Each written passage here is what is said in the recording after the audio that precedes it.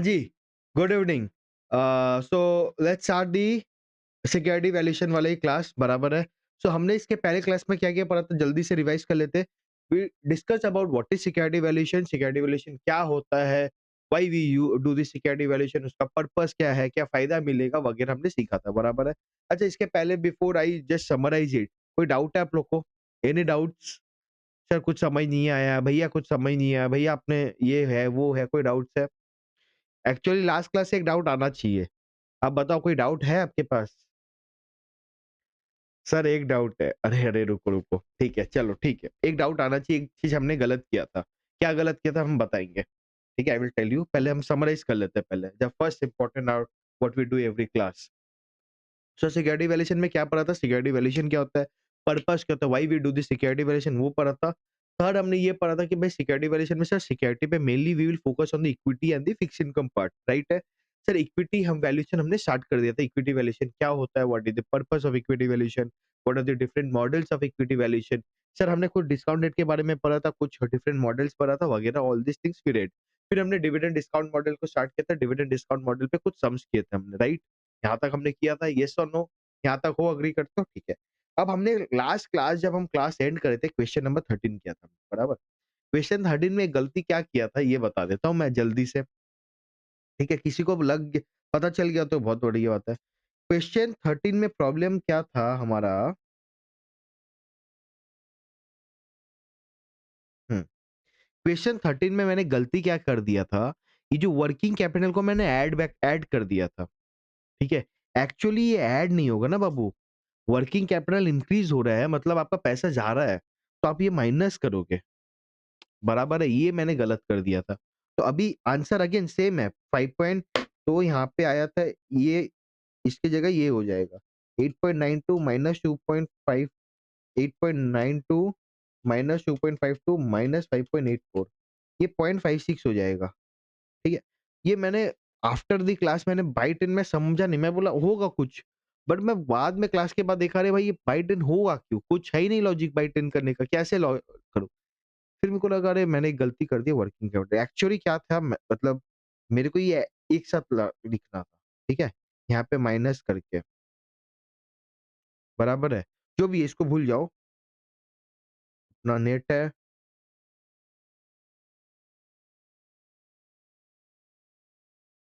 Net मतलब है ये माइनस होता, ठीक है? ये हम मैंने एक बहुत छोटा-सा मिस्टेक है बट हमने कर दिया था, ठीक है? Question number 13। तो जिसको 2 जन को लगा है, 2 जन को लगा सर ये गलती किए थे, क्या गलती किए थे? बस वही ये गलती था, बाकी तो हमने कोई गलती नहीं की था, बाकी सब सही था। So this was my mistake, please correct it. बाकी सब कुछ ठीक था, 0.56 से हमने एक्चुअली मेरा गलती क्या था ना, मैं इसको बाय 10 क्यों किया? I also don't know. मेरे को क्या लॉजिक से बाय 10 मतलब वहाँ दिमाग क्या किया आई don't no. So that is my mistake, sorry for that. But 0.56 अपने लेंगे, बराबर है। एग्री विद दैट, नॉर्मल जो अपने वैल्यू निकाले थे पी0 इक्वल्स टू यहाँ से हमने वैल्यू भी निकाला था 5.6 की जगह 0.56 लेंगे, 70.32 आया था अपना, 70.33, ठीक है? ये है, समझ आया? कोई डाउट है इसमें? No doubt. Now let's come to question number, आज हम पहले क्वेश्चंस ही करेंगे बिकॉज़ हमारा डिविडेंड डिस्काउंट मॉडल का क्वेश्चंस कर लेते हैं। अच्छा वो वोल्टर मॉडल जो बाकी है वो हम पहले करेंगे, ठीक है? तो dividend model, Walter model and earning based model. आज भी सारे क्वेश्चंस ही रहेंगे मेजरली मेजरली बिकॉज़ इक्विटी का वाला टॉपिक खत्म हो गया एटलीस्ट पर से। कोई भी जो भी डाउट रहेगा मान लो मेरे को कुछ करवाना है वगैरह all those things, so that I will cover in the during the course. उसपे कोई प्रॉब्लम मतलब ड्यूरिंग द क्लास कुछ-कुछ कांसेप्ट जो भी समझाना रहेंगे करवा यहाँ तक। अच्छा क्लासेस कैसे लग रही है ये बताओ? क्लास कैसी लग रही है? बढ़िया लग रही है? एक रिक्वेस्ट भी है मेरा, I know starting of the class पे बोलना कैसे ही लगता है बट बोल देते चलो। रात का टाइम है 9 बजे अपने बैठे डिनर-विनर करके तो चलो शांति से अभी सबका वो एनर्जी भी नहीं आया होगा सर अभी क्लास तो ठीक है। So what I just want your help, one one help. The help is अगर आपको क्लासेस अच्छी लग रही है, आपको समझ आ रही नहीं सर हम लॉजिक समझ रहे हैं, हम जो पर्पस से आए थे। Again being a new in Indo industries वो सारे बहुत कुछ फैक्टर्स होते हैं। सो इफ यू फील कि नहीं सर बराबर समझ आ रहा है, हमें अच्छा लग रहा है and all those things, I just want your only I need one thing from you guys कि आप अगर मेरे को आपके दोस्तों के साथ भी शेयर कर पाओ कि सर का मैंने क्लास लिया है वगैरह सर यूट्यूब पे है and all those. If you can share with your peers, with juniors, anyone, ठीक है? That would be a great thing for me, बस this is only my request, if you can do this for me it will be very good for me. पर ठीक है, आप तो आए हो, that means a lot to me. बाकी अगर आप कर पाओगे तो मेरे लिए बहुत अच्छा हो, ठीक है? वैसे ये क्लास पहले 3-4 क्लास, 5 क्लास मैं डालूँगा यूट्यूब पे, so you can share the link also कि सर ऐसा पढ़ाते हैं, this is all the things and all those things, will do that also, ठीक है? बाकी हम ट्राई करेंगे एक दिन थोड़ा से, बिकॉज़ वन्स आई थॉट कि थोड़ा क्लासेस थोड़ा समझ में आ जाए, 1-2-4 क्लास जाए, फिर हम थोड़ा वीडियो ऑन वॉन करके थोड़ा मस्ती-वस्ती सब करेंगे। बट फर्स्ट आई स्टार्टेड कि भाई पहला क्लास तो चालू हो जाए। Once we get to know each other, मैं आपको जानूँ, आप कैसे इंटरैक्ट करते हो, मैं कैसे इंटरैक्ट करता हूँ। Once we know get to in, because ये 3-4 महीने का जर्नी है, राइट? मई में खत्म होगा अपना classes. So there is a lot of 4-5 months का जर्नी है। तो एक दिन में क्या ही करना, धीरे-धीरे करेंगे अपने, बराबर है, तो कोई चिल चिल मारो, आराम से करो, हो जाएगा सब। एंड ईज़ी है एएफएम, ऐसा कोई बहुत बड़ा हार्ड नहीं है, बट लॉजिक से समझना है। चलो इतना नहीं, क्वेश्चन्स नंबर मैं क्या करता हूँ ना, मैं मार्क करके लाता हूँ एक्चुअली कि मेरे को क्या करवाना है। ऑब्वियसली मेरे को नहीं पता ना, हर सम थोड़ी करवाना है। क्वेश्चन नंबर अभी मैं देखता हूँ, क्वेश्चन नंबर 15 करना। ठीक है? क्वेश्चन नंबर 15 में क्या बोलता है, प्रॉफिट ऑफ द कंपनी मेरे को दिया हुआ है before tax, this is very important. मेरे को क्या दिया हुआ है, profit of the company before tax दिया हुआ है। क्या इससे मेरे को टैक्स माइनस करना पड़ेगा, अगर कुछ करना पड़ेगा? हाँ सर। Equity share capital of the company 19,000 दिया हुआ है। This is the total equity share क्या? येस और no? This is the total equity share क्या? हाँ रे बाबू, बोलो ना बाबू। हाँ, टोटल इक्विटी शेयर है sir. Number of equity shares दिया हुआ है। क्या यहाँ पे मेरे को फेस वैल्यू देते तो नंबर ऑफ इक्विटी शेयर्स। एक बात बताओ, मेरे को फेस वैल्यू निकाल के बताओगे, जस्ट ऐसे ही मेरे को टाइम पास के लिए? भाई फेस वैल्यू क्या 50 आ रहा है? सर बोला नहीं था क्यों निकालना है? अरे भाई जितना सीख सकते हो सीख लो। आ गया ना 50 आया? ठीक है, आया? सबका आया? हाँ, ठीक है। नंबर ऑफ इक्विटी शेयर्स आ गया। Long run growth rate of the company देखो, लॉन्ग रन ग्रोथ रेट क्या मेरे को 7% है, बराबर। लॉन्ग रन ग्रोथ रेट क्या है? 7%। Risk free rate of return कितना? 9 point. Risk free rate of return मतलब इंडिया में इन्वेस्ट करने का क्या रिटर्न है? 9.5, बराबर है। क्योंकि देखो अभी स्टार्टिंग ऑफ द क्लासेस है, थोड़ा आपको याद नहीं रहेगा, बराबर है। तो जितना पहला 1-2 क्वेश्चंस पे क्या थोड़ा बेसिक अगर अगेन रिवाइज हो जाए तो हमारे लिए तो बेटर है ना भाई। फोकट में जो सम्स करते-करते रिवाइज हो जाए तो अच्छा बात है। बीटा ऑफ द कंपनी क्या? 0.1। भाई, भाई ये तो अलग ही लेवल का कंपनी, कौन है ऐसी कंपनी मैं वहाँ इन्वेस्ट करूँ? मतलब मार्केट अगर 1% से गिरेगा, ये बस सिर्फ 0.1%, 0.1 10 पैसे से गिरेगा सोचो। ये 1% से गिरेगा, ये बस 10 0.10 0.10 से गिरेगा भाई, भाई। ये तो अलग ही है। मार्केट रिस्क प्रीमियम मेरे को 3.1 पता है, तो क्या मैं रिक्वायर्ड रेट ऑफ रिटर्न निकालूँ? हाँ सर, कैसे निकालोगे? RM plus RM minus RF into beta. RF क्या है? आरएफ है 9.5 प्लस आरएम क्या है? आरएम आरएम माइनस आरएफ 3.1 दिया वही है। 3.10 इंटू 0.1 मतलब 3.10 इंटू 0.1 प्लस 9.5, 9.81 आना चाहिए आपका इक्विटी रिस्क का, सॉरी एक आपका रिक्वायर्ड रेट ऑफ रिटर्न। 9.8 आना 9.81 आना चाहिए। सबका आया क्या? 9.81 आना चाहिए, आया क्या? ओ बाबू, आया क्या? आया। टोटल कैपिटल एक्सपेंडिचर क्या है? 20,140 है, 20,140 आपका कैपिटल एक्सपेंडिचर है। चार्जेबल डेप्रिसिएशन, डेप्रिसिएशन जो चार्ज होगा वो कितना? 17,100। तो भाई मेरे को कैपिटल कितना एक्सपेंड करना? 20,140 सीआर। मेरे को खर्चा डेप्रिसिएशन कितना लगाना है? 17,100। तो नेट-नेट में मैं कितना कैपिटल एक्सपेंडिचर करूँगा भाई? 20,140 माइनस 17,100 समथिंग अराउंड 3,040, 3,040 ये करेंगे माइनस करके। येस और नो? ठीक है। Total increase in working capital कितना से बढ़ा? 17 से इंक्रीज़, ठीक है? इंक्रीज़ चाहिए, हमें डिक्रीज़ करना और गलती नहीं करेंगे हम, ठीक है? Net debt to be issued for funding is 2062.10 मतलब आपको नेट डेट इश्यू किया 2062। टैक्स रेट दिया हुआ है, all calculation to be rounded off to 4 decimal points and find the equity fine and final value of equity share to be rounded off to 2 decimal places. भाई मेरे को बोला क्या था, calculate value of 1 equity share. मेरे को बता दोगे calculate value of 1 equity share कैसे निकालेंगे हम? बताओगे? क्या हम निकालेंगे? मेरा कॉस्ट ऑफ इक्विटी दिया हुआ है, मेरे को कॉस्ट ऑफ इक्विटी दिया हुआ है, मेरे को ग्रोथ दिया हुआ है। बस मेरे को क्या चाहिए सर? मेरे को चाहिए free cash flow for equity. Free cash flow for equity sir कैसे निकालें ये बता दो? Free cash flow for equity कैसे निकालें? बताओ? Free cash flow for equity कैसे निकालें ये बता दो? Free cash flow for equity free cash flow free cash flow for equity कैसे निकालें बताओ? अरे भाई जल्दी बताओ, अरे भाई जल्दी बताओ, बोलो। Free cash flow for equity कैसे? यार क्वेश्चन में आंसर नहीं देखना चाहिए बाबू, वो तो देना पड़ता है। नहीं दोगे तो आप पागल हो जाओगे आप तो, सर आंसर, आंसर, आंसर आपने क्या करवाया, सही करवाया कि नहीं करवाया? पर ठीक है, बोलो, बोलो रे। अरे बोलो, निकालते। सर, अभी स्टार्ट हुआ है क्लास सर, अभी ऐसे मत करो। हाँ, क्या मेरे को नेट इनकम दिया हुआ है? नहीं दिया हुआ। बट मेरे को क्या पीबीटी दिया हुआ है? हाँ। पीबीटी कितना 8,000 करोड़ दिया हुआ है, बराबर है। अरे क्वेश्चन अपने बुक में देखो। यहाँ पे मैं दिखाऊँगा तो आंसर कैसे करूँगा? पीबीटी देखो 8,000 करोड़ दिया हुआ है, बराबर। टैक्स मेरे को दिया हुआ है क्या? 30% दिया हुआ है। सर 30% कितना होता है? 2400 होता है सर, कैसे होता है? 8000 इंटू 30% होता है सर। ठीक है। सर 8000 माइनस 2400 सर कितना होता है? 5600 सीआर होता है। सर 5600 सीआर होता है, हाँ या ना सर? ओह सर, हाँ या ना? अरे सर, सर आपके ग्रे हेयर्स दिख रहे हैं। हाय हाय! मैंने तो आज ही देखा। आपने अच्छा हुआ याद दिला दिया। बदमाश। करो 5 है 600 ये मेरा पैट आ गया। क्या आ गया मेरा ये? 5 है 600 आया क्या?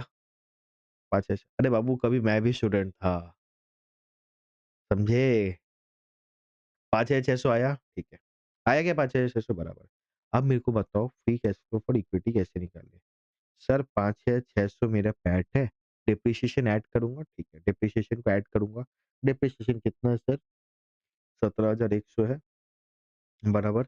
सर माइनस मैं कर दूँगा मेरे को कैपेक्स कितना करना है 20,140। सर मैं माइनस कर दूँगा मेरा 17,155 ठीक है। 17,555.60 ये मेरा वर्किंग कैपिटल है। और सर मैं क्या ऐड कर दूँगा मैं डेट ऐड कर दूँगा क्योंकि डेट का पैसा मेरे को मिला। तो सर कितना मिला? 2062.108 ये आया क्या? 2062.108 सर ऐड करें? ऐड ऐसा करते हैं, रुको 5600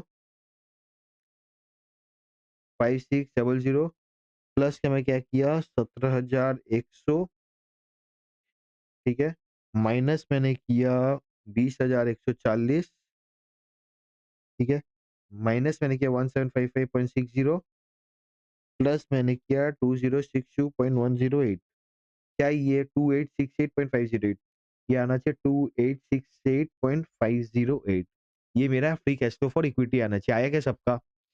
वेट कर रहा हूँ मैं। आया क्या? आया क्या 2860 आगे बढ़ूँ? बढ़ूँ ना? ठीक है। 2868.508 आया बराबर है। अभी मेरे को free cash flow for equity पता है, तो मैं प्राइस निकाल लूँ क्या?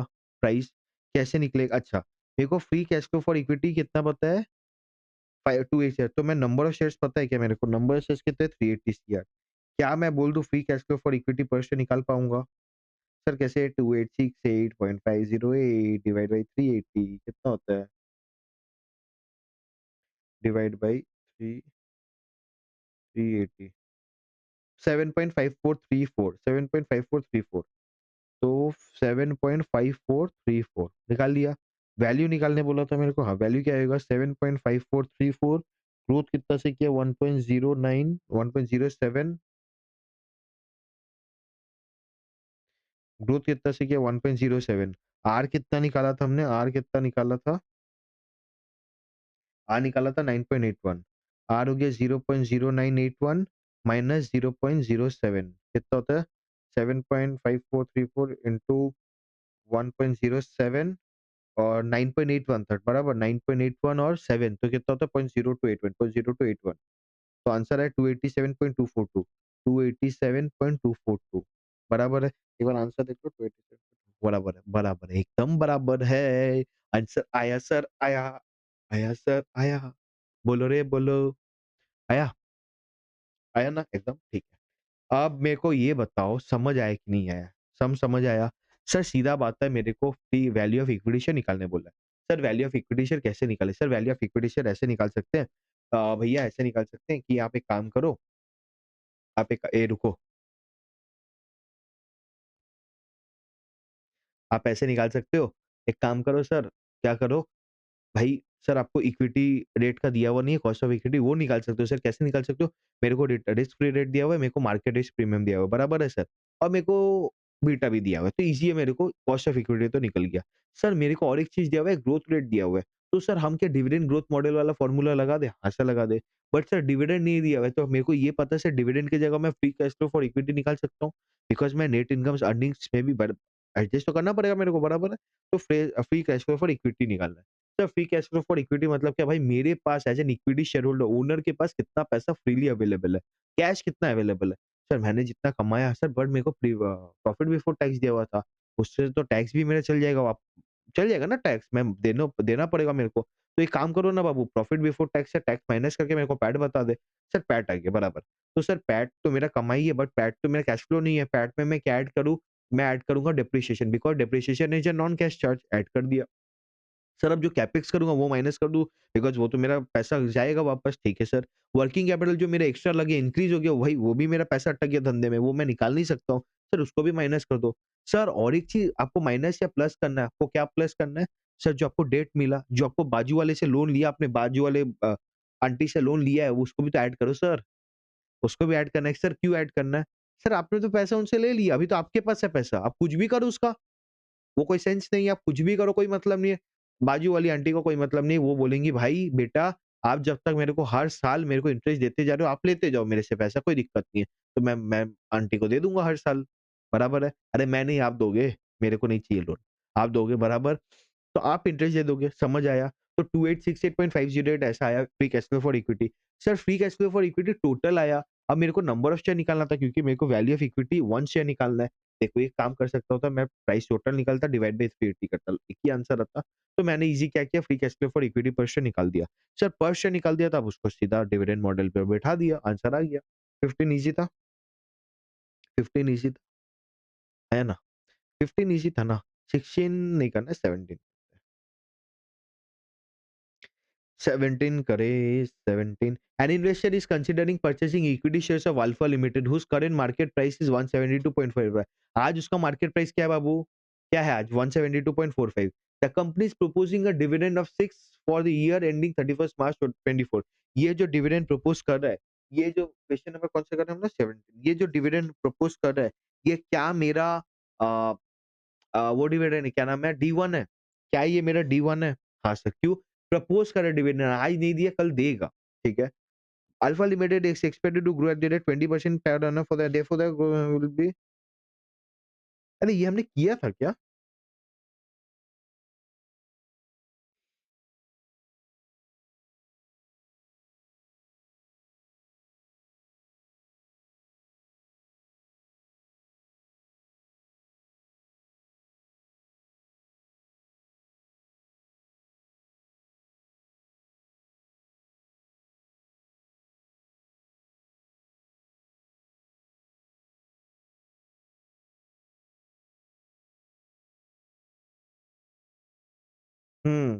ये किया था ना क्वेश्चन नंबर 9 तो 17 मैंने क्यों मार्क किया 17 17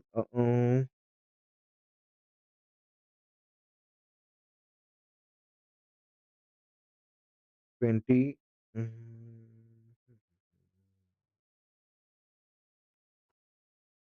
हाँ, एक ही है भाई क्वेश्चन 17 सिमिलर टू क्वेश्चन 9 है। सिमिलर टू क्वेश्चन 9 तो छोड़ दो, ये आप कर लेना बराबर है। 17 के बाद 18 करते हैं। जो जो करने का है वो आप कर लोगे तो फालतू टाइम वेस्ट क्यों करें, बराबर? Question 8 following are the details of X limited and Y limited. X limited, Y limited का पर्टिकुलर डिविडेंड पर शेयर दिया हुआ है, मेरे को वाई लिमिटेड दिया हुआ है। ग्रोथ दिया हुआ है, मेरे को बीटा दिया हुआ है।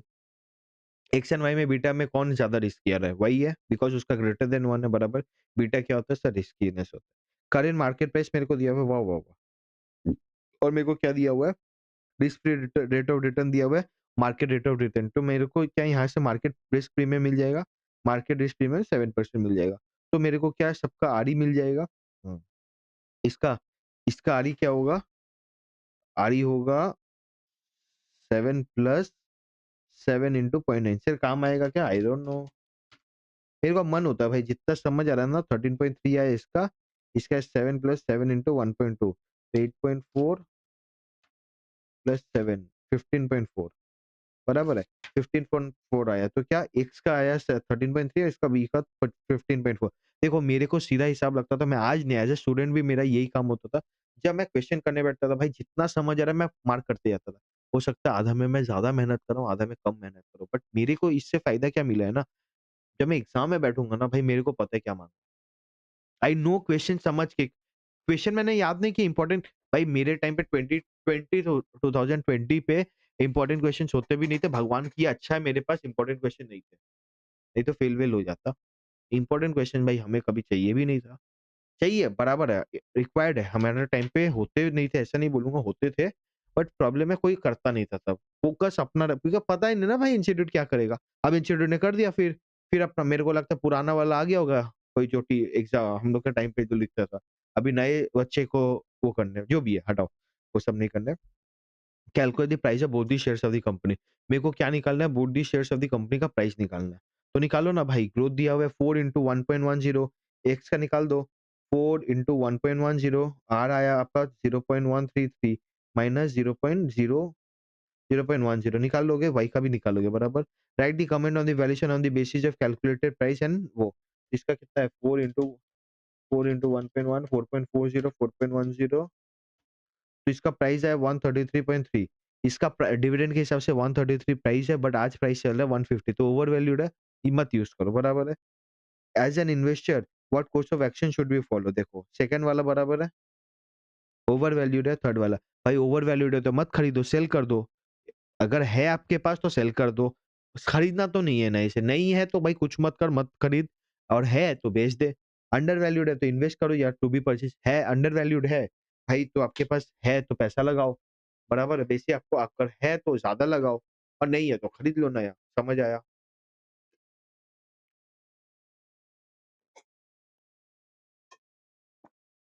आया क्या? समझ आया? आया क्या? क्वेश्चन 18 ईज़ी था ना? कोई डाउट है 18 में? 18 में कोई डाउट है क्या? नहीं है? ठीक है। अब आज करेंगे पहले क्वेश्चन नंबर 1 कर ले क्या जो बाकी था वॉल्टर मॉडल? हमारा कुछ तो बाकी था कहाँ चल गए हम? कुछ तो बाकी था। वॉल्टर मॉडल बाकी था, वॉल्टर मॉडल के लिए मैं फ़ॉर्मूला दिखा दूँ क्या? वॉल्टर मॉडल अ, वॉल्टर मॉडल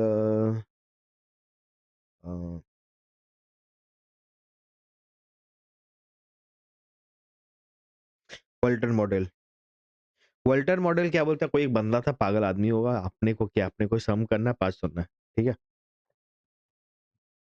वैल्यू बोलता है डिविडेंड प्लस थोड़ा बड़ा कर दो क्या dividend plus E minus G into R A by K upon K अब क्या होता है ये समझो dividend is nothing but my normal dividend E is nothing but my earning D is nothing by my dividend now tell me मैंने 10 रुपया कमाया 10 रुपया कमा के 4 रुपया डिविडेंड दे दिया तो मैंने रिटर्न कितना किया 6 रुपया ये 6 रुपये में मैंने कितना रिटर्न कमाया that is my R A return on the internal fund ठीक है अपॉन के ई तो 6 इंटू आर ए अपॉन के ई ठीक है मान लो मैंने 10% कमाया मेरा के ई था कॉस्ट ऑफ इक्विटी था 5% नहीं 10% कमाया 12 टका था मान लो तो 0.10 डिवाइड बाई 0.12 इंटू 6 तो मैंने एक्चुअल में मेरा तो 5 आया ठीक है 4 तो पहले मैंने डिविडेंड जो दिया बराबर है डिविडेंड मैंने कितना दिया 4 दिया अब जो मैंने रिटर्न किया उस पे मेरे को कमाई कितना मिला 5 बराबर मैंने जो रिटर्न किया बाबू मैंने 6 रुपया रिटर्न किया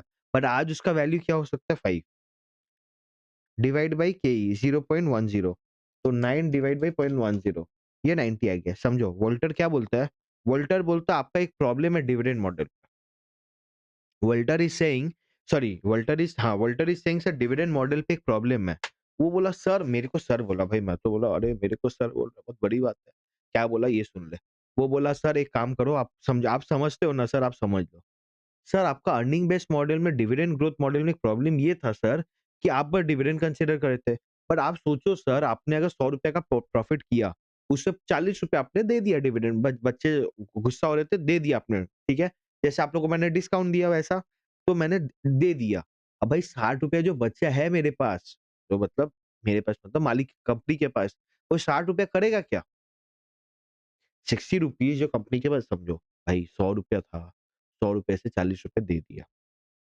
भाई वॉल्टर मॉडल आई नो नहीं समझने भी इससे भी चलेगा क्यों नहीं समझना है समझो ना 100 रुपया प्रॉफिट था 40 रुपए दे दिया डिविडेंड बचा कितना 60 रुपया भाई वो 60 रुपया में भी तो कमाना चाहिए I have to earn money right you will earn some money वो जो 60 रुपया है भाई रिटर्न जो आपने किया क्यों किया अगर आपको कमाना ही नहीं था दे दे पूरा 100 रुपया नहीं तो 60 रुपया में कुछ कमाना है वो 60 रुपया में मैंने कितना उसका वैल्यू क्या आया वो 5 जैसे मैंने यहाँ पे ₹6 रखा था अपने पास बराबर, रिटेन से ₹6 किया, बट उसपे मैंने कमाया 10%, 6% पे मैंने 10% कमाया बराबर। बट भाई मिनिमम मेरे को पैसा कॉस्ट ऑफ इक्विटी मेरा 12% था, तो नेट पे मैंने ₹5 ही कमाया बराबर है, ₹5 उसमें मेरा इनकम है, तो ₹5 क मैं ऐड कर दूँगा, समझ आया? समझ आया? आया ना? कोई डाउट है? नहीं। तो क्या बोलता है क्वेश्चन 1 में company has a book value दिया होता है, इट्स रिटर्न ऑन इक्विटी क्या होता है? आरओई होता है या फिर आपका आरए भी बोल सकता हूँ मैं, आरए बोल सकता हूँ ना? हाँ, बोल सकता हूँ। And it follows the company retain 60% of the profit. If it's opportunity cost of capital ये क्या मैं के ही बोल सकता हूँ, के ही 18% है, what is the price using dividend and Walter. मेरे को देखो यहाँ से हमने ईपीएस निकाला था, ईपीएस निकाला था 20.67, हमारा डिविडेंड था 8.27, तो भाई ये बता दे रिटेन कितना किया? रिटेन किया है उसने 12.4, 12.4 रिटर्न किया। अभी 12.4 में भाई इसने कमाया कितना 18 नहीं, इसने कम 12.4 में इसने कमाया कितना 15%। बट भाई उसको 15% कमाने से नहीं होगा क्योंकि 18% तो उसका इक्विटी था, कॉस्ट ऑफ इक्विटी। तो 12.4 इंटू 0.15 डिवाइड बाई 0.18, तो उसने कमाया 10.33 बराबर। तो डिविडेंड तो उसने 8.27 था, कमाया उसने अपना रिटर्न अर्निंग पे 10.33, तो आया 18.6 बराबर, 18.6 उसका टोटल है। 18.6 डिवाइड बाई मैं क्या करूँगा केई, केई था कितना 0.18 डिवाइड बाई 0.18, तो आपका प्राइस आएगा 103.3, ठीक है? डिविडेंड के हिसाब से 91.8 आया था, इसके 100 मेरा 3 आया 5 है, ठीक है। डेसिमल में ही आया, 103.33 आया मेरा, इसका 103.35 आया, क्यों? हमने यहाँ पे 103.33 ले लिया था, अगर 4 ले लूँ मैं, 7 4 11 और 6 18.61, 18.61 डिवाइड बाई 0.18 करूँगा, 103.39, कुछ तो हाँ, ठीक है ना, 3539 एक ही बात है, कोई दिक्कत नहीं है। समझ आया क्या? आया ना? ये समझ आया? कोई डाउट है? Any doubts? कोई डाउट है क्या? बोलो रे बोलो, कोई डाउट है? नहीं है? ठीक है। समझ आया बराबर है? वोल्टर मॉडल समझ आया, ठीक है। क्वेश्चन 1 पे हमने ये स्किप किया था और कुछ स्किप किया था, पी अप्रोच कर लिया था ना? हाँ या ना? बोलो ना। पी अप्रोच वाला हाँ, मैंने मार्क भी करवाया है। कर लिया? ठीक है। अब मेरे को करना है क्वेश्चन नंबर 13, तो मैंने बता दिया, 20 पे आएँगे।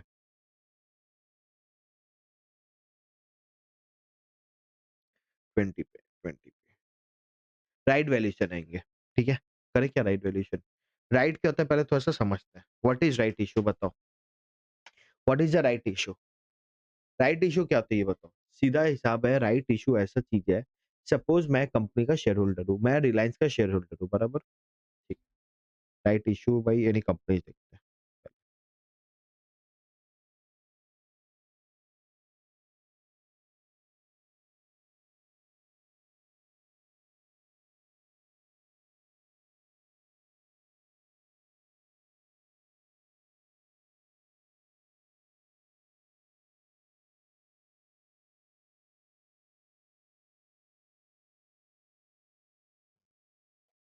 डॉक्टर लालचंद ने इश्यू किया है, ठीक है? देखिए क्या-क्या बोला इसने? लालचंदी लैब्स ने क्या बोला है इसने? राइट इश्यू देखते हैं इसका क्या बोल रहा है?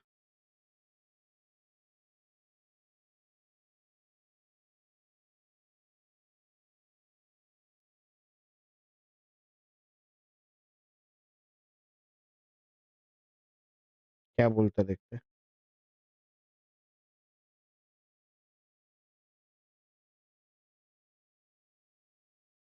ए बाबा! ये तो भाई ये अलग ही लेवल का ₹5 में बोलते हैं।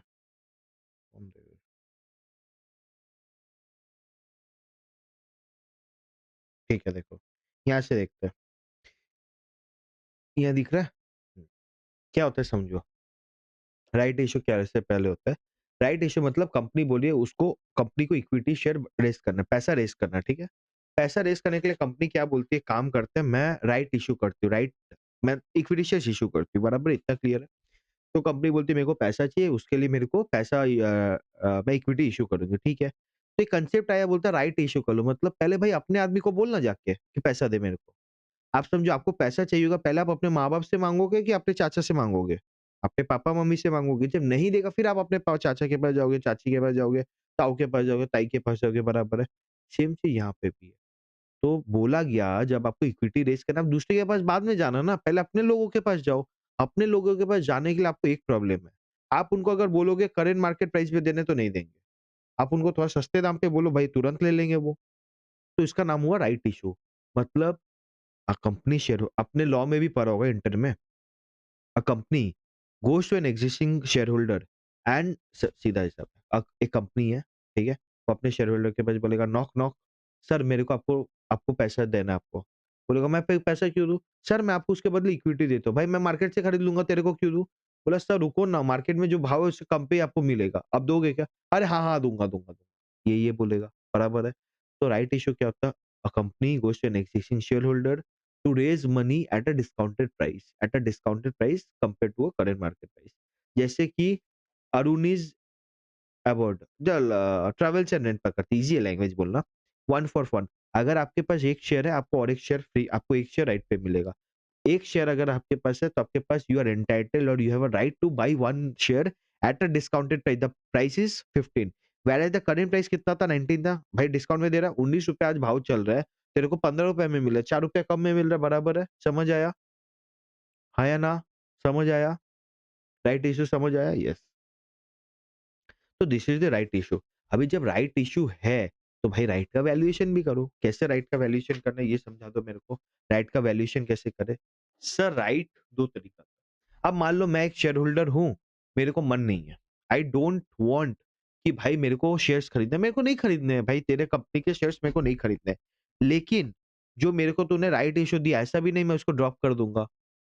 Again I will not buy the rights, fine है, I will not buy the shares, it's fine, totally fine. But ऐसा भी नहीं होगा कि मैं जो तेरे को तू मेरे को एंटाइटलमेंट दे रहा है, जो फ़ायदा दे रहा है मैं उसका फ़ायदा ना लूँ। भाई मैं एक चीज़ माँगूँगा तेरे से कि मैं राइट को सेल कर सकता हूँ क्या? Can I sell the entitlement to anyone? बोलेगा yes sir you can do this. That is right entitlement को सेल करना। So when I have a right to buy the shares of an existing company, I have two options. Either I will go and buy the shares, that is first. Otherwise, if I don't want to buy the shares, what I will do, I will sell my right to someone else. Clear है यहाँ तक? Any doubt?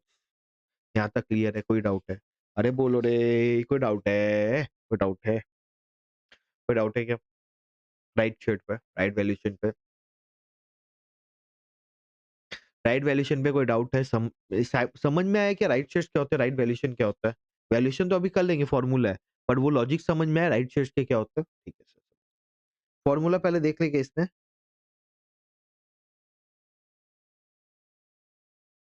ऐसा थोड़ी है मैं नहीं दूँगा,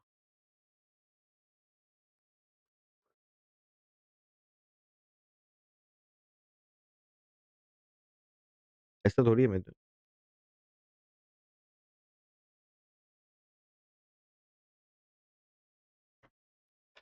मैं लिख लेता हूँ ना, इसको भी मेरे को करेक्ट करना है। एक्चुअली ठीक है ना, this is the first reading, this is the first one right?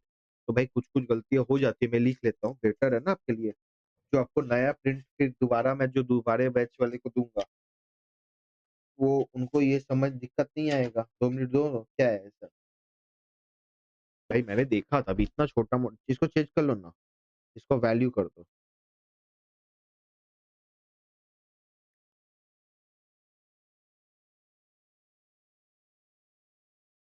ठीक है? क्या बोलता है वैल्यू ऑफ राइट, क्या बोलता है? Value of right is the ex right price minus the subscription price. Subscription price का क्या, सब्सक्रिप्शन प्राइस क्या भाव पे आपको मिलेगा, that is the subscription price, बराबर है? आपको क्या भाव पे मिलेगा? ऑब्वियसली आप राइट प्राइस दैट है 15 है आपका सब्सक्रिप्शन प्राइस। एक स्ट्राइक प्राइस क्या होता है समझेंगे? वैल्यू पर शेयर होल्डिंग, पर शेयर का मेरा वैल्यू क्या है? तो मेरा एक स्ट्राइक प्राइस जो शेयर प्राइस चल रहा है अभी, ठीक है? अभी जो प्राइस चल रहा है मतलब राइट के पहले जो प्राइस चल रहा है 19 माइनस 15 डिवाइड बाय मेरे पास कितने शेयर्स है? एक्जिस्टिंग नंबर ऑफ शेयर्स, उससे मैं डिवाइड कर दूँगा। तो पर शेयर होल्डिंग मेरा वैल्यू निकल गया। एक स्ट्राइक प्राइस और द थियोरेटिकल एक स्ट्राइक प्राइस मैं कैसे कैलकुलेट करता हूँ? Again N is my number of existing, मेरा नंबर ऑफ सॉरी एक साइड प्राइस मैंने एसीसी से एक्चुअली लिंक कर दिया था, वहाँ पे भी और एक फॉर्मूला है, ईज़ी फॉर्मूला है वो। तो आपको बाद में बताऊँगा, ठीक है? वो मैं बाद में बता दूँगा, कोई दिक्कत नहीं है। तो क्या बोलते हैं एक साइड प्राइस होता है थियोरेटिकल एक साइड प्राइस जिसको भी बोलते हैं, उसको क्या फॉर्मूला कैसे निकलता है? फॉर्मूला ये बोलता है आज जो प्राइस है, आज जो नंबर ऑफ शेयर्स है वो मल्टीप्लाइड बाय द प्राइस है। तो आज मान लो मेरे पास 10 शेयर थे, ठीक है? किसका था एग्ज़ाम्पल?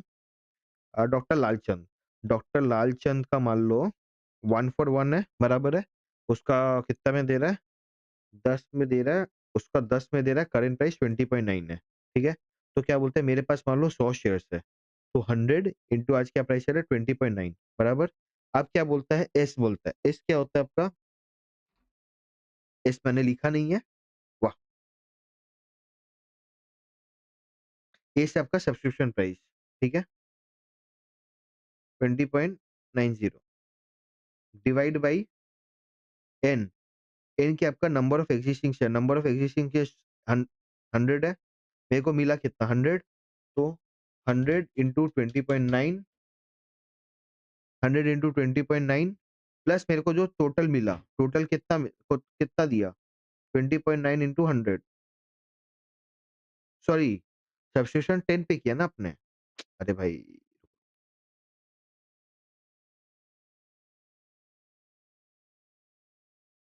एक सेकेंड,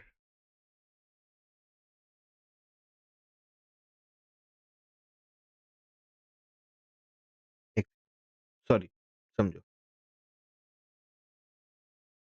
ये था आपका राइट प्राइस, ठीक है? राइट इश्यू प्राइस, ठीक है? 20.9 था करंट मार्केट प्राइस, बराबर? तो मेरे को थियोरेटिकल एक्सट्रेट प्राइस निकालना है। अभी मेरे पास कितने थे? 100 शेयर्स थे, प्राइस कितना चल रहा है? 20.9 बराबर है, इतना समझ आया? प्लस एस क्या है? S is my total value, S is my subscription price multiplied by number of new shares, बराबर? तो मेरे को 100 ही मिला, 1:1 था, 100 इंटू क्या मिला? 10 पे मिला। एन कितना है मेरा? 100 था पहले का, नया एन कितना मिला? 100, तो कितना हुआ? 20.9 इंटू 100, 2090 प्लस 1000 डिवाइड बाय 200, तो 2090 प्लस 100 डिवाइड बाय 200, तो मेरा वैल्यू थियोरेटिकल एक्सट्राइट प्राइस कितना हो गया? थियोरेटिकल एक्सट्राइट प्राइस कितना हो गया? 10.95। तो भाई 10.95 माइनस 10 मतलब मेरा वैल्यू कितना हो गया? 0.95, समझ आया? 0.95 this is my theoretical ex the value of a right, clear है? Value of a right clear है? ये मैंने पर शेयर निकाल दिया, अगर पर शेयर नहीं देता तो फिर आप पर शेयर ऐसे निकाल लेते हैं। क्लियर है? देखिए अभी क्वेश्चन देखें। ABC limited shares are currently selling at dollar 13 point per share, क्या ये मेरा करंट मार्केट प्राइस है? हाँ। क्या मैं इसको P0 बोलूँ? हाँ सर। There are 10 lakh shares outstanding, 10 lakh shares outstanding है उसके। The firm is planning to raise 20 lakh to finance a new project, उसको कितना रुपया चाहिए? 20 लाख रुपया चाहिए, ऑलरेडी उसका 10 लाख का शेयर्स है। तो आज मेरे को बताओगे 10 लाख इंटू 13 कितना होता है? अराउंड 130 लाख होता है, बराबर है? उसको 20 लाख चाहिए, उसको 20 लाख रुपए चाहिए, बराबर है? तो what are the ex right price of shares and the value of right, मेरे को एक्स राइट का प्राइस निकालना है एंड वैल्यू ऑफ राइट निकालना है। If the firm offer 1 right for every 2 shares, तो हाफ देगा, मतलब 2 शेयर अगर है आपको 1 मिलेगा। तो भाई टोटल 10 लाख का था, तो टोटल 5 लाख क्या मिला? 1 फॉर 4, तो 1/4 इंटू 10 लाख मतलब 2.5 लाख मिलेगा, बराबर? How does the share holder change, वो देख लेंगे। अब समझते हैं। नंबर ऑफ शेयर्स मेरे को कितना मिला? 5 लाख। मेरे को इश्यू कितना करना था? 20 लाख।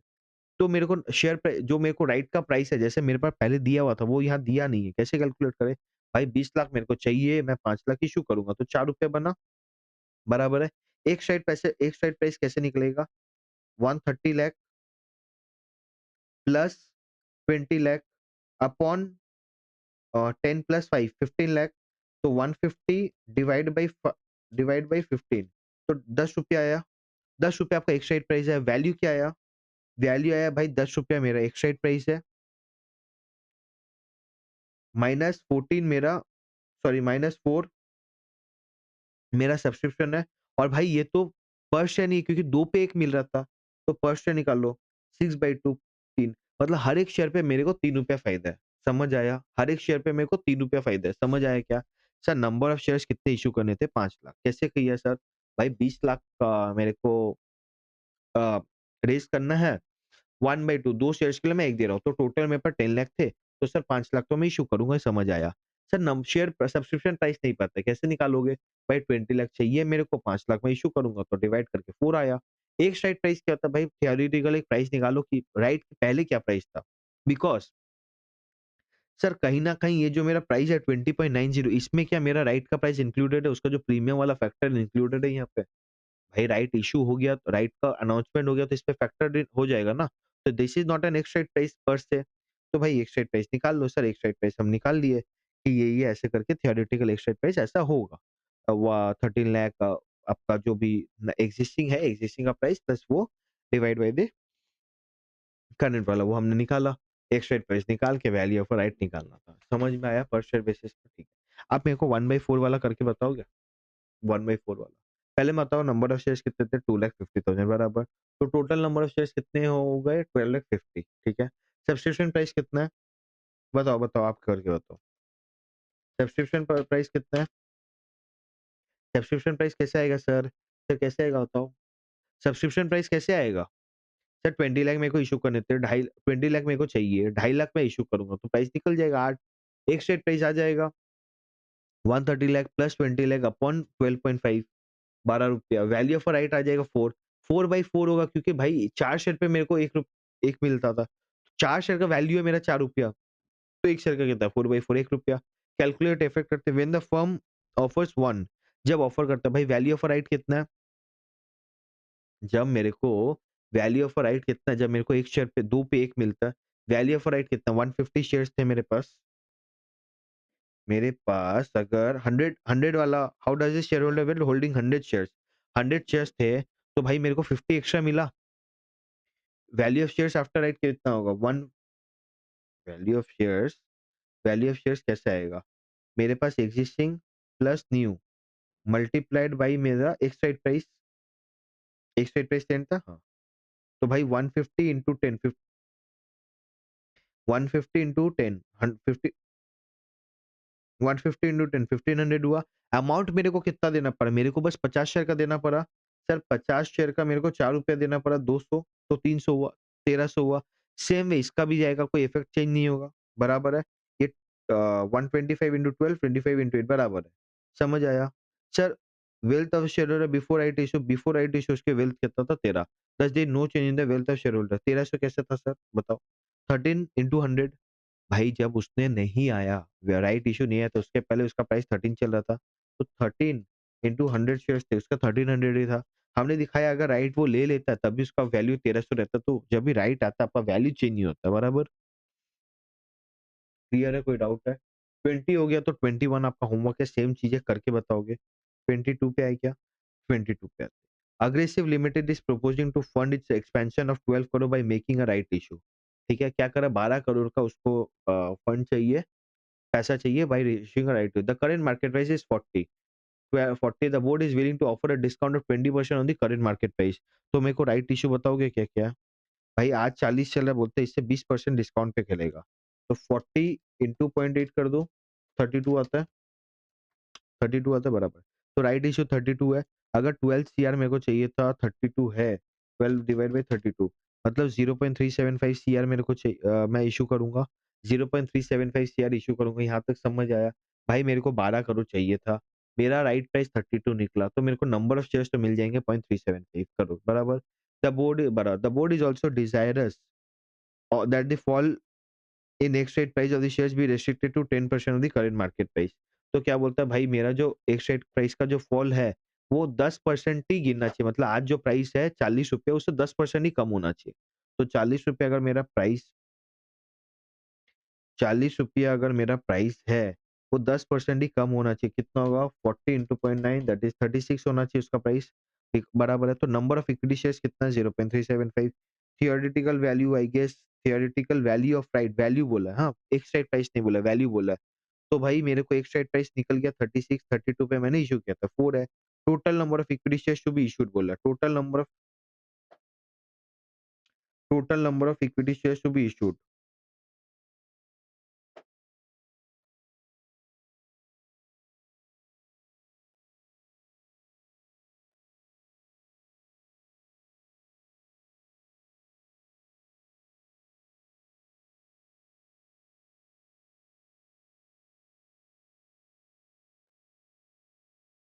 अच्छा टोटल नंबर ऑफ 0.375 था बराबर। मेरे को बोला number of new equity shares to be offered for each right, number of new offer, number of equity shares to be issued to be offered for each right held, ये मेरे को बताना है।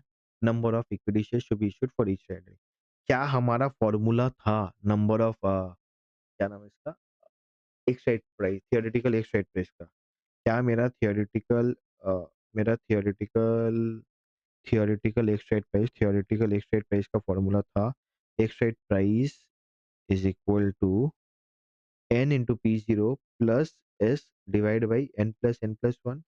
एक स्ट्राइक टेस्ट में 36 दिया हुआ है, n दिया हुआ है, मान लो एक 1 पकड़ लेता हूँ, ठीक है, 100 पकड़ लो, चलो 100 है। प्राइस मेरे को कितना दिया हुआ था, 40। सब्सक्रिप्शन प्राइस कितना था, आपको एक राइट प्राइस कितना था, 32 इंटू एन मेरे को नहीं पता है, 100 था प्लस एन मेरे को नहीं पता है, तो क्या मैं 3600 प्लस 3600 एन लिख सकता हूँ? इसको मैं 4000 प्लस 32 एन लिख सकता हूँ, बराबर है। तो अगर मैं 3600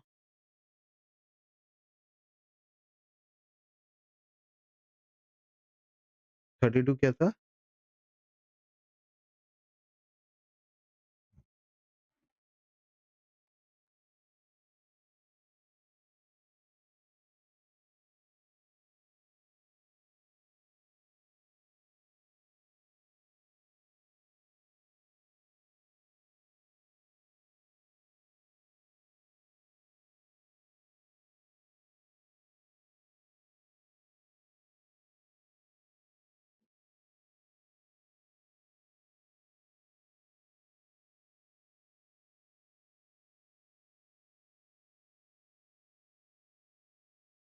एक्चुअली बेटर है ना 1, क्योंकि अगर मैं 100 से पकड़ूँ तो उसका रेशियो क्या है वो मेरे को समझ नहीं आएगा ना। 100 से पकड़ूँ तो 1 बेटर है, अगर मैं 100 से पकड़ूँगा, क्या रेशियो पे आएगा वो डिफिकल्ट है बोलना। 100 का 100 आना चाहिए, तो इसको मैं 1 पकड़ लूँ, तभी एक ही आएगा ना, 1 प्लस एन। तो अगर इसको मैं काटूँ तो 36 plus 36 N into 40 plus 32 N, तो 36 minus 40 equals to 32 minus 36 N, तो एन इक्वल्स टू 1 आया। मतलब एक शेयर पे आपको बोला 1:1 मिल रहा है, आपको 1:1 मिल रहा है, राइट? तो नंबर ऑफ शेयर्स मिल जाएगा 1:1, बराबर है। ये जो फॉर्मूला है यहाँ पे ये मल्टीप्लाई होगा। भाई बहुत गलती दिख रहा है इसको,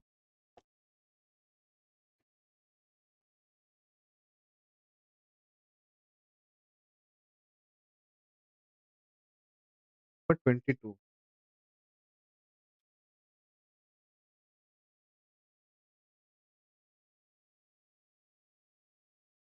ठीक है, ये क्लियर है, कोई डाउट है?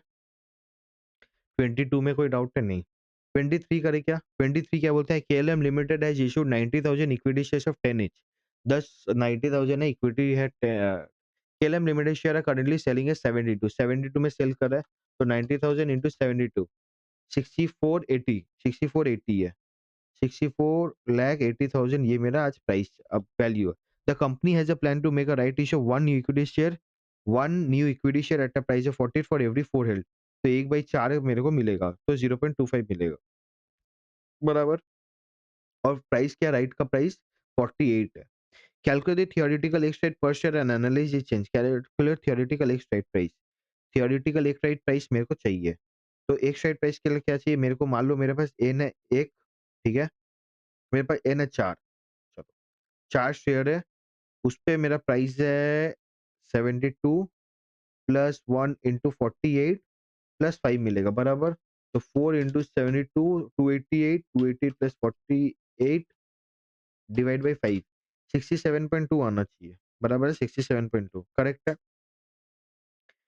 Calculate the theoretical value of right alone, value निकालने बोला, वैल्यू है 67.2 माइनस मेरा कितना 48 डिवाइड बाई 4, 4.8 आना चाहिए, 4.8, यस, बराबर है। कैसे निकाला भाई सर, 67.2 मेरा सब्सक्रिप्शन राइट प्राइस आया, माइनस मेरा सब्सक्रिप्शन प्राइस है 48 डिवाइड बाई 4, क्योंकि 4 शेयर पे मिल रहा था मेरे को इतना वैल्यू, एक पे क्या है Suppose Mr. A is holding KLM is not in KLM is not interested in subscribing to the Reddit वो तो वो सेल कर देगा अपना इश्यू देखो कैसे करेगा not interested then he can renounce his right eligibility 19.2 पर 0 19.2 से कैसे निकला 16.7 माइनस 48 19.20 पे पर right and can gain obviously 19.2 into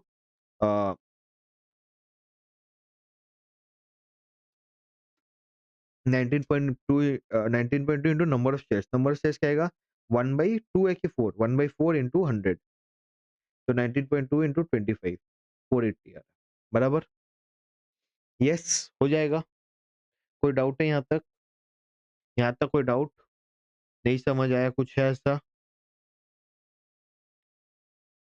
ऐसा जो नहीं समझ आया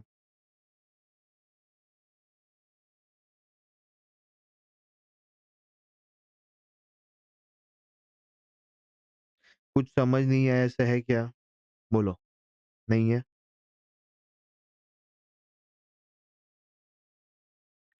ऐसा कुछ है जो नहीं समझ आया कि सर दोबारा समझा दो तो इजी रहेगा कुछ है एक बार राइट वैल्यूएशन थोड़ा देखो ना कोई डाउट है तो बताओ ना मेरे को राइट वैल्यूएशन में कोई भी डाउट है अगर नहीं क्लियर हो रहा है कुछ भी दिमाग में ऐसा लग रहा है सर नहीं हो रहा है बताओगे कोई भी अगर राइट वैल्यूएशन में कुछ भी है जो नहीं समझ आया प्लीज क्या बताओगे मेरे को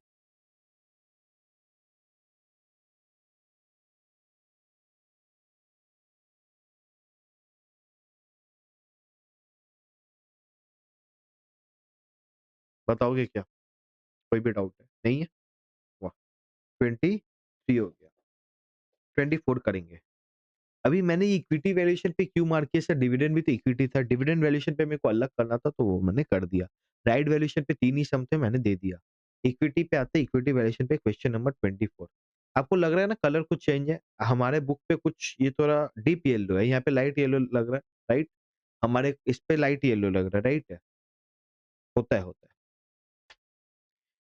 मेरे को 1 मिनट दोगे क्या मैं लैपटॉप को चार्ज में लगाऊं क्या लैपटॉप 1 सेकंड चार्ज में लगाऊं करे क्या ठीक है क्वेश्चन नंबर 24 करे बराबर है सर क्वेश्चन नंबर 24 है x limited just declared a dividend of 14 पर शेयर एक्स लिमिटेड ने क्या किया जस्ट डिक्लेयर्ड अ डिविडेंड क्या मैं इसको डी जीरो मान लूं हाँ सर क्योंकि डिक्लेयर ऑलरेडी कर दिया है जब इसने डिक्लेयर सर ऑलरेडी कर दिया है सर इसको आप एक काम करो ना डी जीरो मान सकते हो mister B is planning to purchase the shares of X limited mister B कौन है वो एक बंदा है उसको क्या खरीदना है एक्स लिमिटेड को खरीदना है anticipated increase in growth rate from 8 to 9% इसने क्या बोला पहले कंपनी ग्रो करी थी 8% पे अब कंपनी क्या पे ग्रो करेगी 9% पे तो the growth rate has increase yes which will continue for 3 years तो ये 9% जो ग्रोथ रेट इंक्रीज हुआ that is continuing for 3 years if I make this timeline 0 1 2 3 तो ये 3 साल तक क्या बोलता है 9% में ग्रो करेगी he also expect the market price of this share to be 360 after 3 years 3 साल बाद उसको लगता है 360 हो जाएगा मार्केट प्राइस 3 साल बाद आफ्टर 3 इयर्स देखो the point is after this is very important you're required to determine the maximum amount Mr. B should pay for these shares if he requires a return of 13% per annum. अगर उसको 13% चाहिए अगर उसको 13% चाहिए तो भाई उसको क्या ऐसा आ, क्या उसका वो होना चाहिए प्राइस आज वो क्या दे वो निकालना है मेरे को तो आए क्या करे क्या अच्छा टू स्टेज रिडीम करे ना अभी रिडीम कर ली क्या हम लोग श्योरली ठीक है ये वाला हम लोग सम कर लेंगे जो मैंने सम हमारा सम है ना एसी वाला वो कर लेंगे तो क्या बोलता है ये जीरो था जीरो पे डिविडेंड कितना दिया जीरो पे डिविडेंड दिया 14 रुपया ठीक है बोलता फर्स्ट ईयर पे ये फर्स्ट ईयर है सेकेंड ईयर है थर्ड ईयर है which will continue for 3 years बराबर है सेकेंड ईयर है थर्ड ईयर है first year second year three year क्या बोलता है मेरे को ये ग्रो करेगा 9% से ये ग्रो करेगा 9% से ये ग्रो करेगा 9% से तो मेरे को बताओ 14 into 1.09 कितना होता है 14 into 1.09 कितना होता है 15.26 15.26 लिखो 15.26 into 1.09 16.6334 16.634 into 1.09 18.13 18.13 ये मेरे को मिलेगा बोलता है the price he also expect the market price of the share to be 360 after the end of 3 years. 3 साल बाद उसका मार्केट प्राइस P3 होएगा 360, ठीक है? कहीं न कहीं का ये जो मेरे इन्फिनाइट पीरियड के लिए जो वैल्यू है गोइंग कंसर्न जो हम करते हैं, मतलब 3rd ईयर के बाद का वैल्यू भाई क्या है? मेरे को नहीं पता। तो उसका कहीं न कहीं क्या ये वैल्यू है 360? हाँ सर। सर अभी मेरे को क्या बोला है मैं पीवी वाला फ़ॉर्मूला में बिठा दो, पीवी वाला फ़ॉर्मूला मैंने सिखाई थी FV upon 1 plus R to the power N बराबर। तो मैं क्या करूँ 15.26 अपॉन 1 पॉइंट डिस्काउंटेड कितना है? 13 plus 15 point sorry 16.34 1.13 square plus 18.13 plus 360 upon 1.13 cube ये कर सकते हैं हम? हाँ या ना? Can we do this? Can we do this? कर सकते हैं। इसका वैल्यू निकाल के बताओ कि 15.26 अपॉन 1.13 क्या होता है? 15.26 अपॉन 1.13 क्या होता है? प्लस 16.34 अपॉन 1.13 पावर 2 क्या होता है? प्लस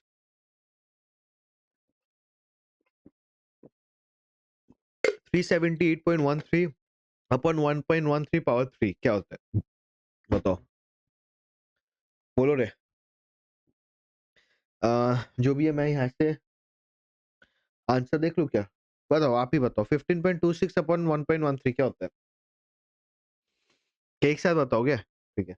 तो आंसर क्या है? 288.56 आ रहा है। 288.56 आ रहा है, बराबर है। ठीक है, 56, 57, 560 तक आएगा। तो 5 से 60 पे बीच में आएगा, ठीक है? हमारा अगर राउंडिंग ऑफ पे कोई प्रॉब्लम है। क्लियर है यहाँ तक? कोई डाउट है? नहीं।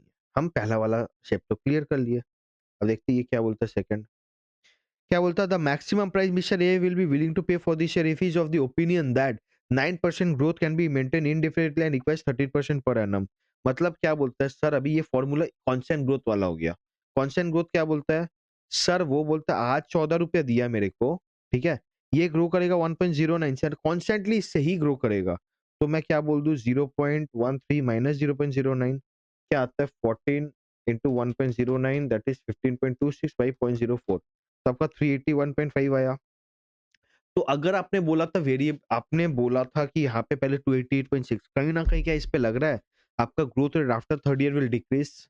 डू यू थिंक सो कि भाई after 3rd year the growth rate will decrease? Why I say this because if the company is growing at 9% its price is coming 381.5 so कहीं ना कहीं इसका ग्रोथ रेट डिक्रीज हुआ होगा तभी ये हुआ ऐसा। बराबर है, ठीक है।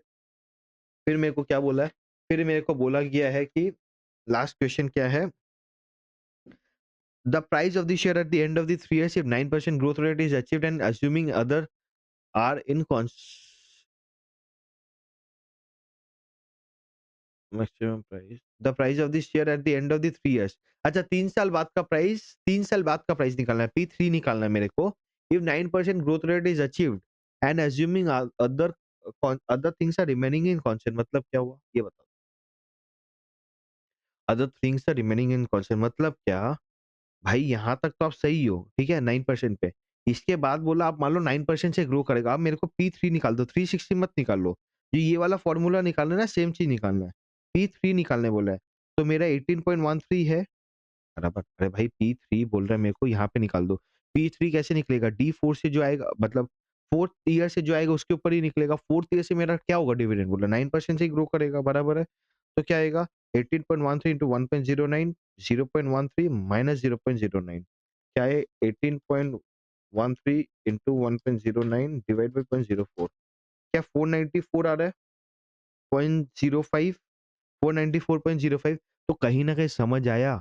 यहाँ पे इसने प्राइस 360 बोला था P3 व्हेयरएज़ वही 9% से ग्रो हो रहा था प्राइस इज़ कमिंग 490 तो कहीं न कहीं इसका ग्रोथ रेट बहुत ही कम था मतलब होगा 6-7% 7% होएगा लग रहा है। बराबर है, समझ आया?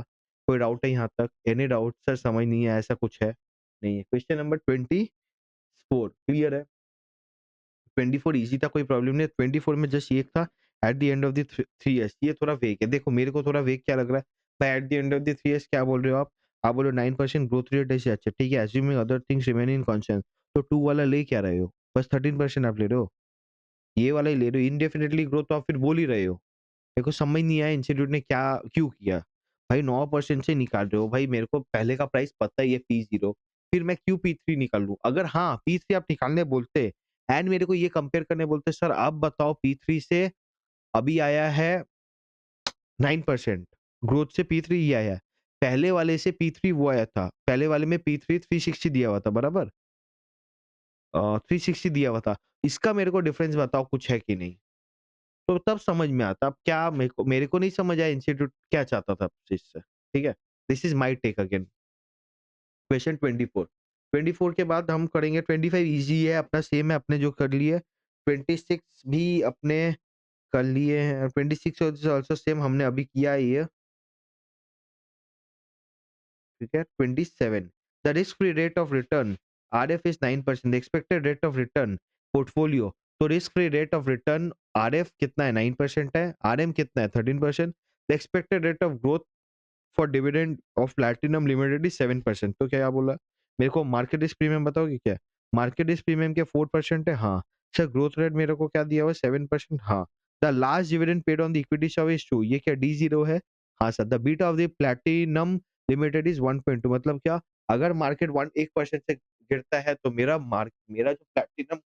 जो प्लैटिनम है दैट विल फॉल बाय 1.2%, बराबर? तो क्या इट इज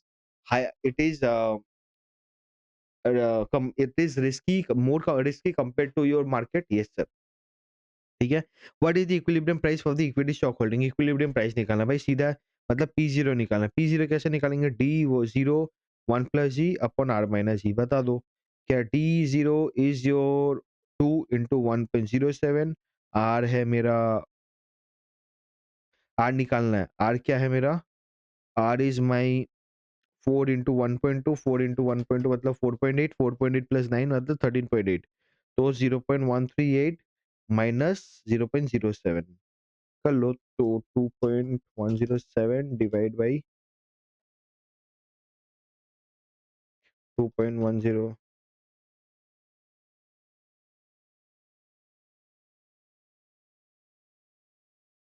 हंसो मत। 6.8, 6.8 तो 31.42 आना चाहिए, बराबर है 31.4, ठीक है। How would the equilibrium price change if the inflation premium increases by 2%? अगर इन्फ्लेशन प्रीमियम इंक्रीज बाय 2%, वो कहाँ इफेक्ट करेगा ये बताओ? If the inflation premium increases by 2%, where it will affect? Tell me. Will it affect the risk? Will it affect the return of the market, or will it affect the risk-free return of the risk-free rate of return? Will it affect the risk-free rate of return, or will it affect the return on the market? Tell me. The expected growth rate increases by 3%, अगर 3% से growth rate increase करेगा तो मेरा नया growth rate क्या आ जाएगा? मेरा नया ग्रोथ रेट 10% हो जाएगा, ये क्लियर है।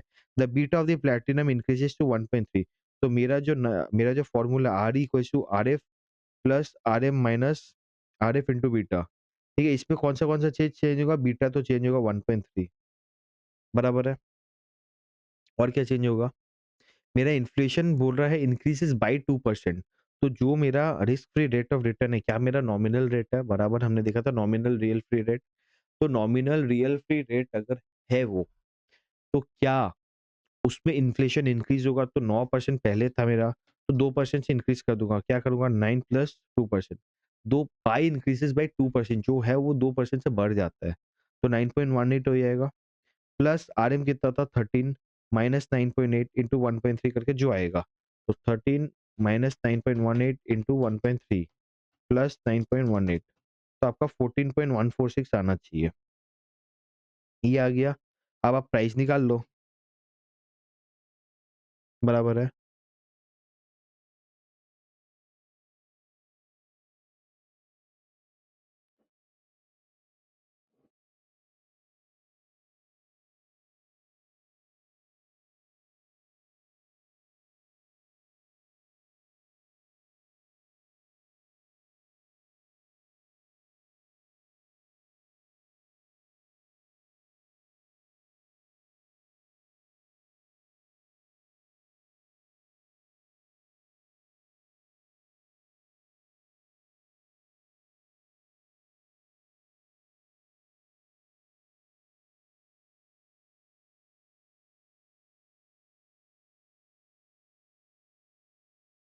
ठीक है। आईसीआई का क्वेश्चन नंबर 15, एक सेकंड रुकोगे क्या? आईसीआई का क्वेश्चन नंबर 15,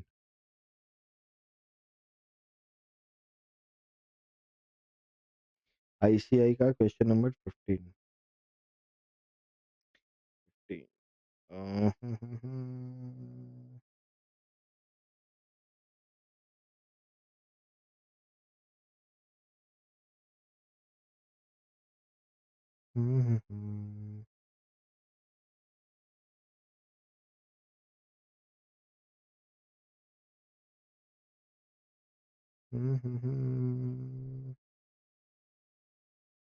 15 माइनस 11,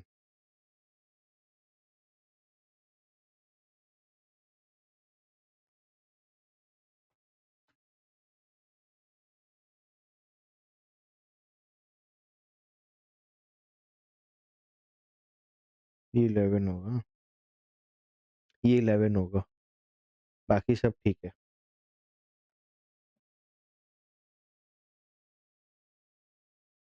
क्या होगा वो? 11 बराबर है, ये 11 होगा। देखो लॉजिकल तो इंस्टीट्यूट का जो है, अभी क्या मैं बोलूँ? भाई आप इंक्रीजेस बाय 2% बोल रहे हैं। अगर हम मल्टीप्लिकेटिव फैक्टर में जाएँगे तो भाई 2% से इंक्रीज़ होगा, सही है। तो बट ऐसे हम मल्टीप्लिकेटिव फैक्टर नहीं लेते नॉर्मली, बराबर? हम एडिटिव फैक्टर से ही जाते हैं। सेकंड, हमने सीखा है कि risk of return on the market में अगर आप बोलोगे, मैं 13 देखो 2 चीज़ें भाई, 13 में अगर पकड़ूँ तो सबसे बड़ा प्रॉब्लम क्या है उसमें, 13 अगर मैं बस यहाँ पे हमने क्या किया था ना, रिस्क ऑफ द मार्केट 13 पकड़ा, बराबर है? तो मेरे को क्या मैं समझाऊँ, हर चीज़ में अगर मैं बोलूँ इंस्टीट्यूट गलत है तो मैं क्या बोलूँ? अभी मेरा ड्यूटी भी है वो बोलना, वो अलग बात है। तो 13 पे एक प्रॉब्लम क्या था, आप 13 पे इन्फ्लेशन को एडजस्ट नहीं करते। कहीं न कहीं क्या आपने अंडर इन्फ्ल मतलब आपने जो रिटर्न कमाया 2% से कम कमाया होगा देन, तो आपको इन्फ्लेशन तो वहाँ पे भी एडजस्ट करना चाहिए था। अगर मैंने मल्टिप्लिकेटिव मॉडल से गया 9.18, तो 13 प्लस 2% करना चाहिए था, 13.26, 13.26 माइनस 9.18 इंटू 1.3 प्लस 9.18, तो मेरा ये एक्चुअल में आना चाहिए 14.484 आना चाहिए था, ठीक है? मेरे को इंस्टीट्यूट का एक चीज़ नहीं समझ आया, देखो यहाँ पे भी नहीं किया था ना।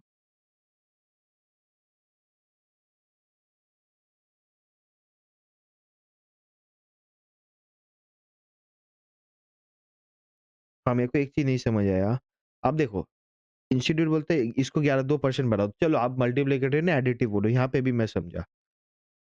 आप यहाँ पे बोल रहे हो, भाई इसको 2% से बढ़ा दो, यहाँ पे तो ठीक है चलो, आप यहाँ 2% से बोल रहे हो, यहाँ पे आपको 2% से नहीं बढ़ाना है, ये क्या मतलब है? ये क्या दोगलापन है? समझ रहे हो? आप यहाँ बोले 2% से बढ़ा, चलो मैं माना कि एडिटिव फैक्टर है, तो भाई यहाँ क्यों नहीं बढ़ाया 13.26?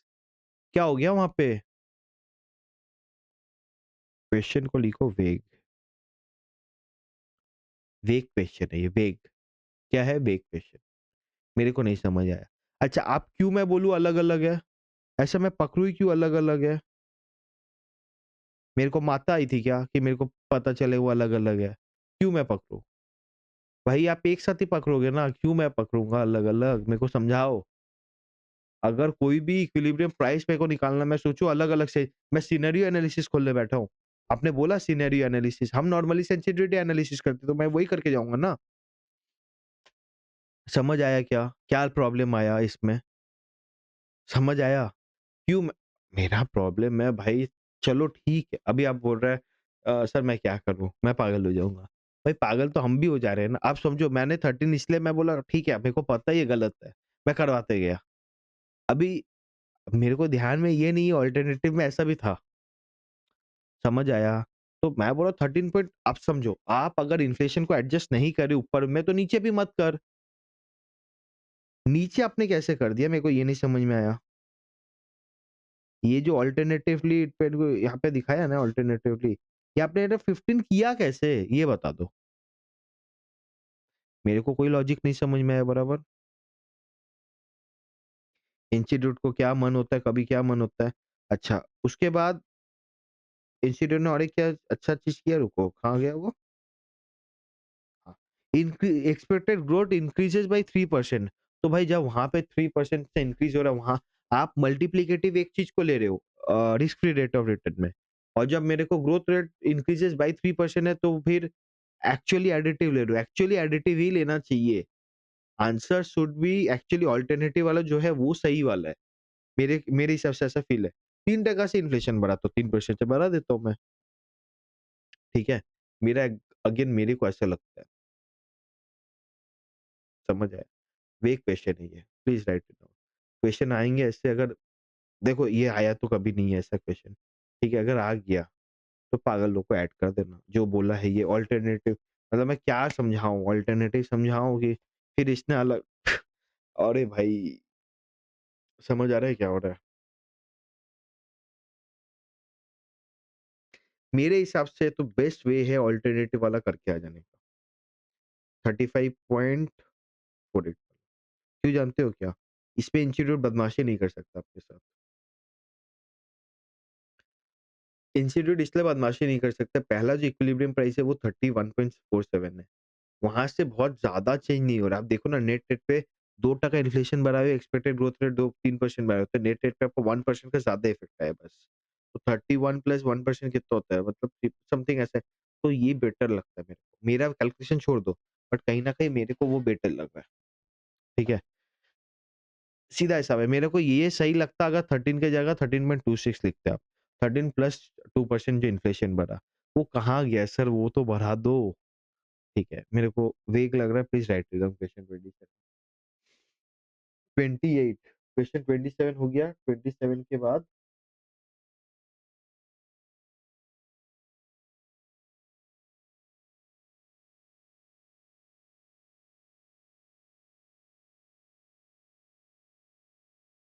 क्वेश्चन 27 हो गया, क्वेश्चन 27, क्वेश्चन 27 हो गया,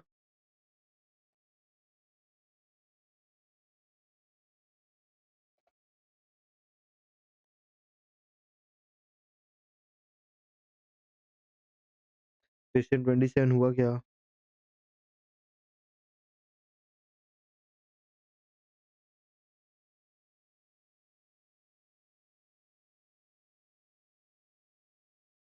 ये जो यहाँ पे मेरे जो बुक में ना, कहीं आई डोंट नो कैसे उसने मिस कर दिया होगा, जिसने बुक का वो ये थोड़ा कॉपी पेस्ट किया होगा। मेरे को नहीं समझ आ रहा है उसने कैसे ये चीज़ कर दिया। प्लीज़ इग्नोर दिस हाँ। इस सेकंड टाइम वाले प्रिंट पे मैं एक काम करता हूँ, नया पीडीएफ मैं कोई-कोई को शेयर कर दूँगा। जिसका भी जब ई वाले जो है ना, ई कॉपी वाले वो बच जाएँगे, उनको तो मैं शेयर कर दूँगा। हार्ड कॉपी वाले प्लीज़ इसको थोड़ा मेंटेन, इसको काट दो, नहीं तो चेंज कर दो। एक्सपेक्टेड ग्रोथ को इंक्रीज़ कर दो और बीटा को भी इंक्रीज़ कर दो। आई डोंट नो कैसे उसने डिक्रीज़ लिख दिया है। बराबर, बाकी सब ठीक है। क्वेश्चन 28 देखें? A share of tension-free economy limited is currently quoted at a price earning ratio of 7.5। Price earning ratio मतलब क्या? कंपनी अगर ₹1 कमाती है, वो आपसे ₹7.5 डिमांड करती है, बराबर है? The expected return earning per share is 37.5%। Expected return earning per share being 37.5% is 3%। तो मेरा ईपीएस कितना है? ईपीएस इज़ माय 3 बराबर, एंड 37.5% रिटर्न करता है, मतलब 62.5% क्या कर देता है? डिविडेंड पे आउट कर देता है, बराबर। The company's cost of cap equity is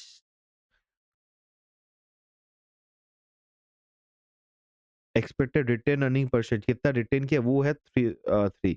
the company's cost of equity investor expects an annual rate of 12%। 12% अगर एक्सपेक्ट करता है तो उसका एक कॉस्ट ऑफ इक्विटी बता दो। तो भाई अगर 3% नहीं 62, अगर सिक्स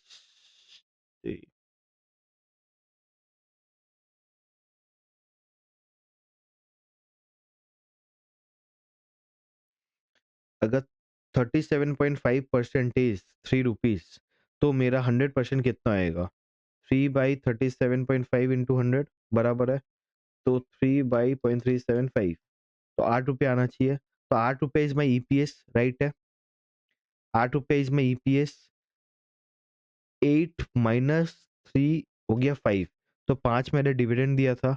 अब अगर मेरे को कंपनी का कॉस्ट ऑफ इक्विटी निकालने बोला है, बराबर? कंपनी का कॉस्ट ऑफ इक्विटी निकालने बोला है। प्राइस टू अर्निंग रेशियो से मैं क्या प्राइस निकाल सकता हूँ? प्राइस टू अर्निंग रेशियो 7.5 है। तो इससे मैं प्राइस निकाल सकता हूँ, प्राइस कैसे आएगा सर? 7.5 इंटू 8, 7.5 इंटू 8, 60 मेरा प्राइस आ गया। अब डालो 60 equals to 5 D0 1.12 by R minus 1.12, sorry 0.12, तो 60R equals to 60 into 0.12, 7.2 into 5 into 1.12 plus 7.2 divide by 60, तो आंसर आएगा 21.33, 21.33। ठीक है? अगर मैं ग्रोथ को मल्टीप्लाई कर दूँगा तो 21.33 आएगा। अगर ग्रोथ को मैं मल्टीप्लाई नहीं करूँगा, अगर मैं सोचूँगा नहीं ये वाला D1 है, तो आंसर आएगा 20.33, दोनों ही सही आंसर है। यहाँ पे आई विल इंस्टीट्यूट ने नहीं किया, नो प्रॉब्लम, बट ये दोनों ही सही आंसर है। भाई the expected return earning per share is 37.5, the company's cost of, हाँ, ठीक ही है। If anticipated growth rate is 13%, अगर एंटिसिपेटेड ग्रोथ रेट, अगर आपका ग्रोथ रेट 13% है, calculate the indicated market price with the same cost of capital same है। Cost of capital कितना same है? कॉस्ट ऑफ कैपिटल कितना निकला? 20.33 निकला। एंटिसिपेटेड ग्रोथ रेट 13% है, तो अभी प्राइस निकालना है। मतलब क्या? अब मेरे को ये निकालना है, ये वाला 13% है। निकल जाएगा। If the company's cost of capital is 18% anticipated growth rate 15% है, calculate the market price assuming other change, other remain constant. Other क्या है? बस ₹5 इक्विटी शेयर है, वो पकड़ लो। बराबर है, तो 5/3 166 आएगा। बराबर है, क्लियर है, कोई डाउट नहीं यहाँ पे। क्वेश्चन 28 में 20 डीजी था।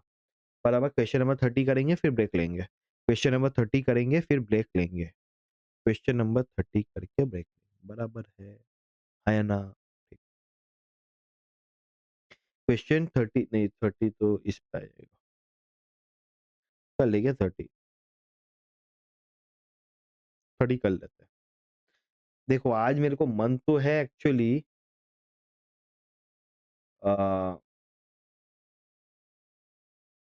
थोड़ा बॉन्ड वैल्यूएशन भी चालू कर देने का। लेट्स सी क्या जाता है। ठीक है, क्वेश्चन नंबर 30 पे देखते हैं, फिर ब्रेक ले क्या? देखो अभी 1 घंटे 1.5 घंटा ही हुआ है, 1 घंटा 20 मिनट ही हुआ है। थोड़ा पढ़ लो, ये ब्रेक चाहिए। ले ले भाई, ले ले, शांति करो। ले लो ब्रेक, ले लो। 15 मिनट में मिलते हैं। ठीक है, अभी 10:20 हुआ है। Let's meet at 10:40, 10:35। ठीक है, ओके। क्वेश्चन नंबर 30 करें। क्वेश्चन नंबर 30 बराबर है। Capital structure of Sun limited as at 31 March 2003 was under equity share capital दिया हुआ 80 lakh, 8% preference share capital 40 lakh दिया हुआ है, 12% डिबेंचर दिया हुआ है, रिजर्व दिया हुआ है। इसमें से मेरे को बताओ फिक्स इंटरेस्ट, फिक्स मेरा खर्चे कौन से? व्हाट आर द फिक्स्ड खर्चेस? एक है प्रेफरेंस शेयर वाले को 40 into 8%, दैट इज 32, 3.2 होता है ना, 40 into 8% दैट इज 3.2, बराबर है, ये मेरा जाएगा। और डिबेंचर वाले को 64 into 12%, that is 64 into 12%, that is 7.68, ये हर साल फिक्स जाएगा। बराबर है। Sun Limited earns a profit of 32 lakh annually on an average before deduction of income tax, which works out to be 13% and 35% and interest on debenture। तो क्या कहीं ना कहीं ये मेरा EBIT दिया हुआ है? This 32 lakhs is my EBIT, 32 lakhs, yes। इससे मेरा क्या माइनस होगा? इंटरेस्ट माइनस होगा। इससे क्या मेरा माइनस होगा? टैक्स माइनस होगा। अभी क्या होगा मेरे को नहीं पता, बट ये माइनस होगा। Normal return on equity share of company similarly place is 9.6। ऐसा कंपनी का नॉर्मली आप 9.6% रिटर्न एक्सपेक्ट करते हो, मिनिमम मिनिमम इतना तो चाहिए चाहिए। Provided profit after tax covers interest, fix interest and fix dividend at least 3 times. मतलब क्या? अगर 9.6 तभी मैं एक्सेप्ट करता हूँ अगर उसका जो फिक्स कवरेज रेशियो है वो 9 वो मिनिमम 3 है। फिक्स कवरेज रेशियो अगर 3 है तभी 9.6 एक्सेप्ट करते हैं। अगर उसका कैपिटल गियरिंग रेशियो 7.75 है तभी हम वो एक्सेप्ट करते हैं। बराबर। और और अगर अगर हमारा yield on share is calculated, और हमारा yield on share is calculated at 50% of the profit distributed and at 5% on undistributed profit। मतलब जो मैं डिस्ट्रीब्यूटेड प्रॉफिट कर देता हूँ, मतलब डिस्ट्रीब्यूटेड मतलब डिविडेंड जो मैं डिस्ट्रीब्यूट कर देता हूँ, उस पे yield मैं 50% मानता हूँ। और जो अनडिस्ट्रीब्यूटेड प्रॉफिट है that is the retain earning, उस पे हम कितना मांगते हैं? 5% मांगते हैं। उस पे हम कितना मांगते हैं? 5% मांगते हैं। बराबर है। इतना समझ आया? इतना समझ आया क्या?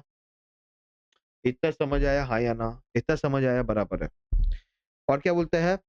सन Limited has regularly paying equity dividend of 8%, तो कितना डिविडेंड देते हैं? 8% तो डिविडेंड देता ही देता है, बराबर।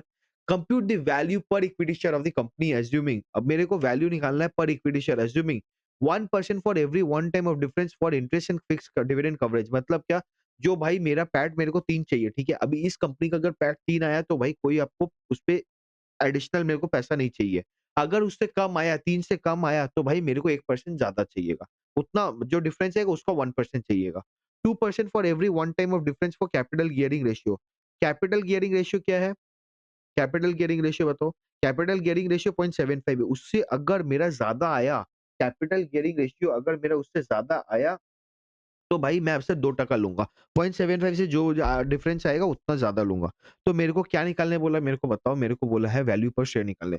अभी वैल्यू पर शेयर इसका कैसे निकलेगा? एक आई गेस फॉर्मूला मैंने यहाँ पे लिखा था, लेट्स सी हमने फॉर्मूला, हाँ, मैंने फॉर्मूला यहाँ पे एएसी बुक, प्रैक्टिस बुक, नहीं concept book, value value of a value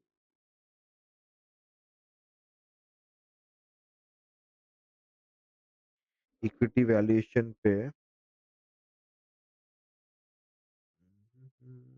हाँ, value of equity shares using yield, value of equity shares using yield क्या लिखा है? Actual yield divide by expected yield into paid up value of share, मतलब कि अगर मेरे को yield निकालना है, यील्ड से मेरे को वैल्यू ऑफ इक्विटी शेयर निकालना है, तो भाई एक्चुअल मैंने कितना कमाया, एक्सपेक्टेड मेरा कितना था, multiplied by paid up value, इससे निकलेगा। तो हमारे शेयर पे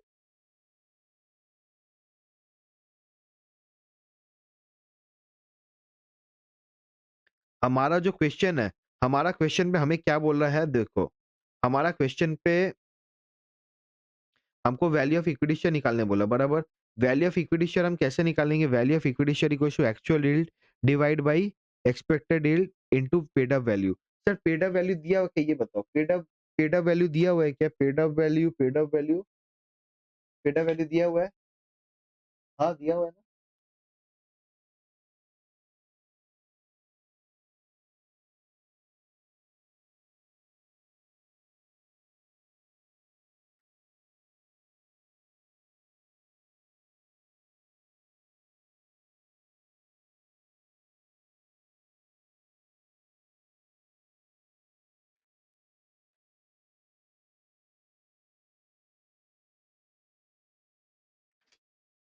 पेड अप वैल्यू नहीं दिया हुआ है, हम मान लेंगे, अज्यूम अज्यूम कर लेंगे उसको 100।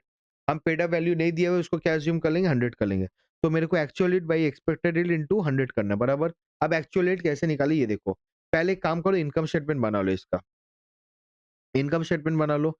मेरे को ये बताओ ईबीआईटी कितना था? ईबीआईटी मेरा 32 लाख था। हमारा इंटरेस्ट कितना आया था? हमारा इंटरेस्ट आया था 64 पे 12%, बराबर। 64 पे 12%, 7.68 आया था।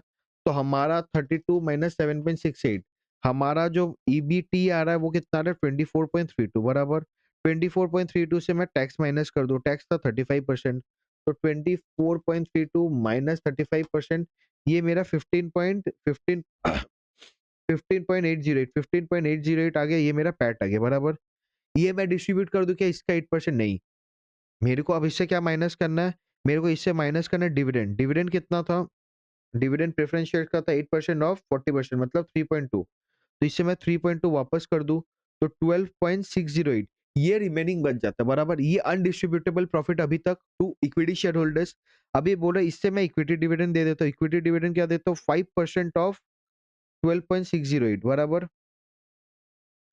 Sorry 8%, 8%, sorry sorry sorry.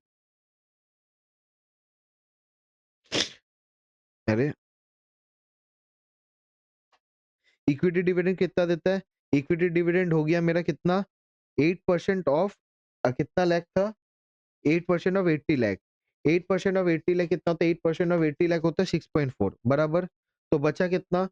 12.608 मेरा था आपका undistributable profit to the equity share holders, minus 6.4, 6.208, 6.208 ये है मेरा, 6.208 मेरा क्या है? अनडिस्ट्रीब्यूटेबल प्रॉफिट, ठीक है।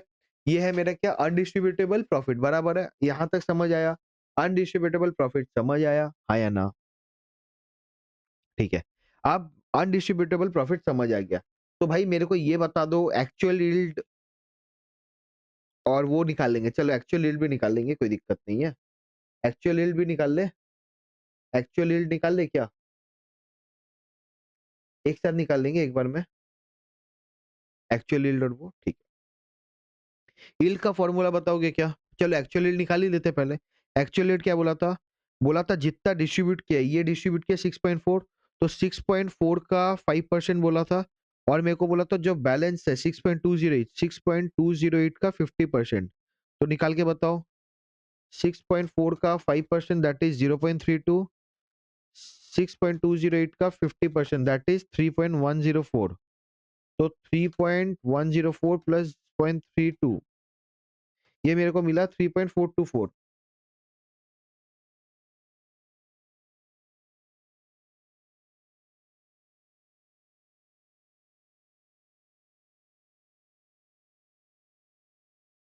गलत किया क्या मैंने? मैंने क्या गलत किया? yield on shares is calculated as 50% of the profit distributed, okay okay, 50% of the profit distributed। Distribute कितना किया मैंने? डिस्ट्रीब्यूट किया मेरा 6.4, तो 6.4 का 50% बोला था बराबर, तो ये 3.2 होगा। 6.208, 6.208 का मेरे को बोला था 5%, ये कितना होगा? 6.4, 6.208 का 5%, तो 0.3104 होएगा, तो 3.5104, ये मेरे को कितना पैसा मिला? कितने पे मिला? यील्ड कैसे निकालेंगे भाई? 3.5104 मिला मेरे को, कितने पे मिला? 80 पे मिला बराबर, तो इंटू 100, 3.5104 डिवाइड बाई 80 इंटू 100, तो मेरा 4.39 है। क्या ये मेरा एक्चुअल यील्ड आ गया?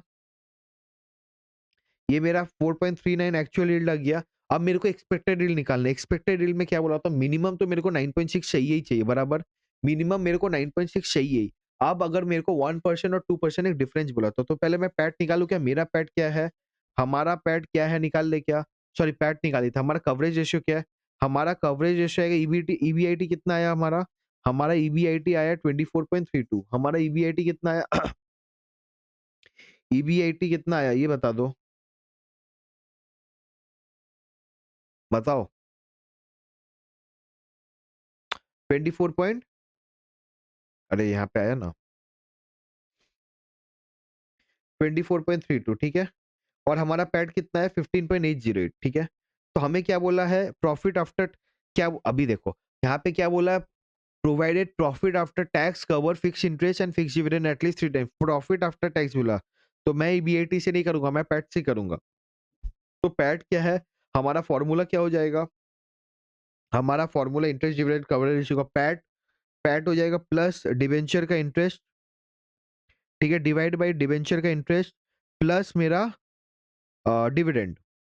तो मेरा पैट है 15.808, 15.808, मेरे को इंटरेस्ट कितना देना है? 7.68, 7.68, मेरे को इंटरेस्ट 7.68 देना, प्लस मेरा डिविडेंड कितना था? Preference dividend that is a compulsory dividend बराबर, प्रेफरेंस डिविडेंड 3.2 था, प्लस 3.2, तो 15.808 plus 7.68, 23.488, 23.488 divide by 10.88, divide by 10.88, ये आ गया आपका 2.15, 2.15 आया बराबर है, 2.15 आया, ठीक है। यहाँ तक क्लियर है? कोई डाउट है? यहाँ तक क्लियर है? कोई डाउट है? नहीं है बराबर। अभी मेरे को बोला था अगर आपको 3 चाहिए, 3 से कम आया, 2.1615 आया, तो आपको 1% पेनल्टी देना पड़ेगा, मतलब 3 माइनस 2.15 इंटू 1.85 पेनल्टी देना पड़ेगा बराबर। तो 9.6 चाहिए था प्लस 0.85, ठीक है, 9.6 प्लस 0.85, आपको 10.545 अभी तक चाहिए बराबर। अब कैपिटल गियरिंग रेशियो देखेंगे। कैपिटल गियरिंग रेशियो क्या होता है? आपका fix capital divided by the total आपका equity share capital, fix capital divide by total share capital, ठीक है। तो फिक्स कैपिटल क्या है? फिक्स कैपिटल, अच्छा फिक्स कैपिटल यहाँ का लिखा हुआ, फिक्स कैपिटल कहाँ है? फिक्स कैपिटल मेरा कितना है? 40 और 64 कितना होता है?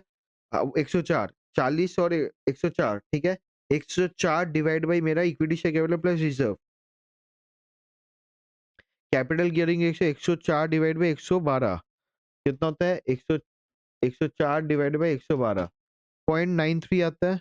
भाई आपको चाहिए था 0.75, हुआ 0.93, तो ज्यादा हो गया, आपको पेनल्टी देना पड़ेगा 2%। 0.93 माइनस 0.75 इंटू 2 0.36। अब 10.45 में 0.36 ऐड कर दो, 6 5 11 4 2 7 8 10.81 चाहिए मेरे को। तो मेरा एक्सपेक्टेड यील्ड कितना था? Actual yield 4.39। अभी हमारा यहाँ फॉर्मूला देखो 4.39 था, हमें चाहिए 10.81 इंटू 100, तो हमारा वैल्यू निकल जाएगा 4.39 डिवाइड बाई 10.81 इंटू 100, आपका वैल्यू आया 40.61। समझ आया कि यहाँ तक कोई डाउट है? भाई मेरे को निकालने बोला था, समझो, अब समझ देखते हैं। मेरे को निकालने बोला था सर, निकालने बोला था यील्ड, निकालने बोला मेरे को, वैल्यू निकालने बोला था। वैल्यू यील्ड से क्या करना निकलता है भाई? कितना मैंने कमाया डिवाइड बाय कितना मैंने एक्सपेक्ट किया था multiplied by the face value. Face value कुछ नहीं दिया तो मैंने 100 पकड़ लिया, आप 10 पकड़ के करो, कोई दिक्कत नहीं है। 406 आएगा, कोई दिक्कत नहीं है, नो प्रॉब्लम, सॉरी 4.06 आएगा, तो there is not a problem. 1000 पकड़ के करोगे 406 आएगा। जो मन करना है कर लो, अगर कुछ नहीं दिया हुआ तो 10, 100, और नॉर्मली 100 पकड़ते हैं, बराबर। फेस वैल्यू से बहुत ज्यादा फर्क नहीं पड़ता है, मतलब फर्क, मतलब प्राइस पे उतना 4.06 40.06 आएगा। नाउ ये तो इतना समझ आया था सर मेरे को, ये मांगा है, बराबर। Now a problem is there, the problem is that मेरे को एक्चुअल रेट कैसे निकालना है वो मेरे को पता चल गया। सर एक्चुअल रेट कैसे होएगा? मैंने कितना इक्विटी का कितना डिविडेंड मिला, बराबर, इक्विटी का मिला 5%, 8% ऑफ 80, दैट इज 6.4, प्लस मेरे को क्या मिला, और 6.4 और क्या मिला,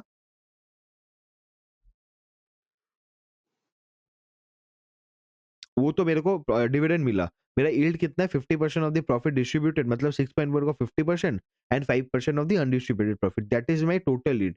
टोटल यील्ड किस पे मिला? मेरे को कैपिटल पे मिला, तो मेरे को एक्चुअल यील्ड समझ में आ गया। एक्सपेक्टेड यील्ड के लिए बोला था 9.6, तो मिनिमम मिनिमम चाहिए, और 1% और 2% पेनल्टी लगेगा अगर ये डिफरेंस हो।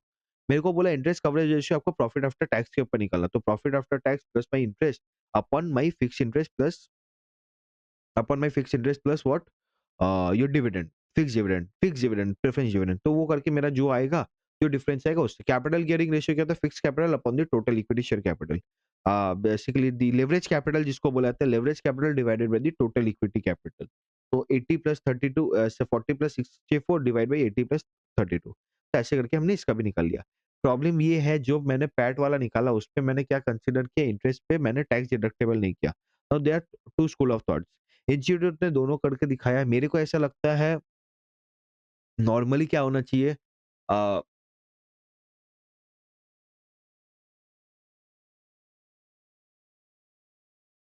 अगर बहुत रिस्की कंपनी होता है ना, तो आप टैक्स डिडक्टेबल नहीं करते, obviously tax is deductible, but लोग क्या करते हैं, इंटरेस्ट कवरेज रेशियो को थोड़ा का ऊपर ज्यादा नीचे अगर करने के लिए वो लोग क्या करते हैं, मैनिपुलेट करने के लिए, बेसिकली कि भाई मेरा इतना मैनु इतना होना चाहिए, मेरा इतना ज्यादा आया है, इसके लिए वो लोग टैक्स डिडक्टेबल नहीं करते। टैक्स अगर डिडक्ट कर दोगे, आपका प्रॉफिट आफ्टर टैक्स, आपका जो गियरिंग रेशियो है वो ऑब्वियसली कम आ जाएगा। तो नॉर्मली हमने क्या किया था, हमने किया था ये वाला, बराबर, 768 से किया था। अगर आप यहाँ पे कर दोगे, तो भाई ऊपर आपने नेट ऑफ टैक्स किया, नीचे आपने नेट ऑफ टैक्स ऑब्वियसली नहीं होगा, फिक्स इंटरेस्ट है। तो इसकी वजह से आपका क्या होगा, capital gearing ratio, sorry, coverage ratio कम आ जाएगा। कवरेज रेशियो अगर कम आएगा तो भाई पेनल्टी देना पड़ेगा, तो दैट इज अ प्रॉब्लम। वो आप कुछ भी करो कोई दिक्कत नहीं, आप दोनों भी करके आ सकते हो, एक भी करके आ सकते हो, बट दिमाग में याद रखना, न्यूमरेटर में नेट ऑफ डिनोमिनेटर में नेट ऑफ टैक्स नहीं होता, ऊपर में ही बस होता है। बराबर है? यहाँ तक कोई डाउट है? यहाँ तक कोई भी डाउट है तो बताओ। एनी डाउट्स यहाँ तक नहीं है? क्वेश्चन नंबर 20 समझ में आया? अब क्वेश्चन नंबर 30 करें क्या? 28 समझ में आया, 30 करें क्या? अच्छा 30 तो किया, 32 करते हैं। 32 free cash flow for valuation. ABC Limited is currently traded at traded at the price of 192.50, 192.50 per share पे ट्रेड होता है। Mister Ron is planning to purchase the shares of the company. ये उसको खरीदने का मन है। फॉर दिस, अभी ऑब्वियसली करेगा अंडर वैल्यूड ओवर वैल्यूड, ये क्वेश्चन आना चाहिए। फॉर दिस पर्पस ये second service of a financial analyst, तो मेरे से ही ले लेता, as fairly price. The analyst has assembled the following information: the before tax required rate for on of return On ABC Limited debt, preferred stock and a common stock are 8.6, 11 and 13% respectively. आप मेरे को बताओ तीनों का मेरे को cost of equity cost of capital दिया हुआ है। डेट का 8.6, प्रेफर्ड स्टॉक का 11% एंड इक्विटी का 13%। मेरे को एक बात बताओ, ये तीनों में से किसका आप पोस्ट टैक्स कॉस्ट निकालोगे? मतलब किस पे टैक्स एडवांटेज लोगे? जल्दी से बताओ। डेट पे लोगे, प्रेफर्ड स्टॉक पे लोगे, इक्विटी पे लोगे? एनीवन? ओके, ओके, ठीक है। वाह, वाह! वाह! सही है। चलो सबने सही बोला, सिर्फ डेट पे लेंगे, बाकी कोई पे नहीं लेंगे। प्रेफर्ड स्टॉक ऑब्वियसली पैट के बाद आता है तो उसका लेंगे नहीं, इक्विटी तो भाई अपना ही है तो अपने पे तो लेंगे नहीं। तो 8.6 मल्टीप्लाइड बाय जो भी टैक्स रेट आएगा, multiplied by 1 minus tax rate लेंगे, ठीक है। The company's target capital ratio structure is 20% debt, 30% preferred stock, 50% common stock. मतलब अगर उसको ₹100 चाहिए, ₹100 में ₹20 का उसको डेट चाहिए, ₹30 का उसको प्रेफर्ड स्टॉक, प्रेफर्ड शेयर बोलो या 50% कॉमन स्टॉक या 50% शेयर बोलो, बराबर है। The market value of the company's debt is 275 million. आज के डेट पे कंपनी का जो मार्केट डेट है उसका मार्केट वैल्यू कितना 275 मिलियन एंड उसका प्रेफर्ड स्टॉक कितना है, और उसका प्रेफर्ड स्टॉक इज उसका मार्केट वैल्यू इज 120 मिलियन। तो मेरे को 275 एंड 120 किसका किसका मिल गया डेट और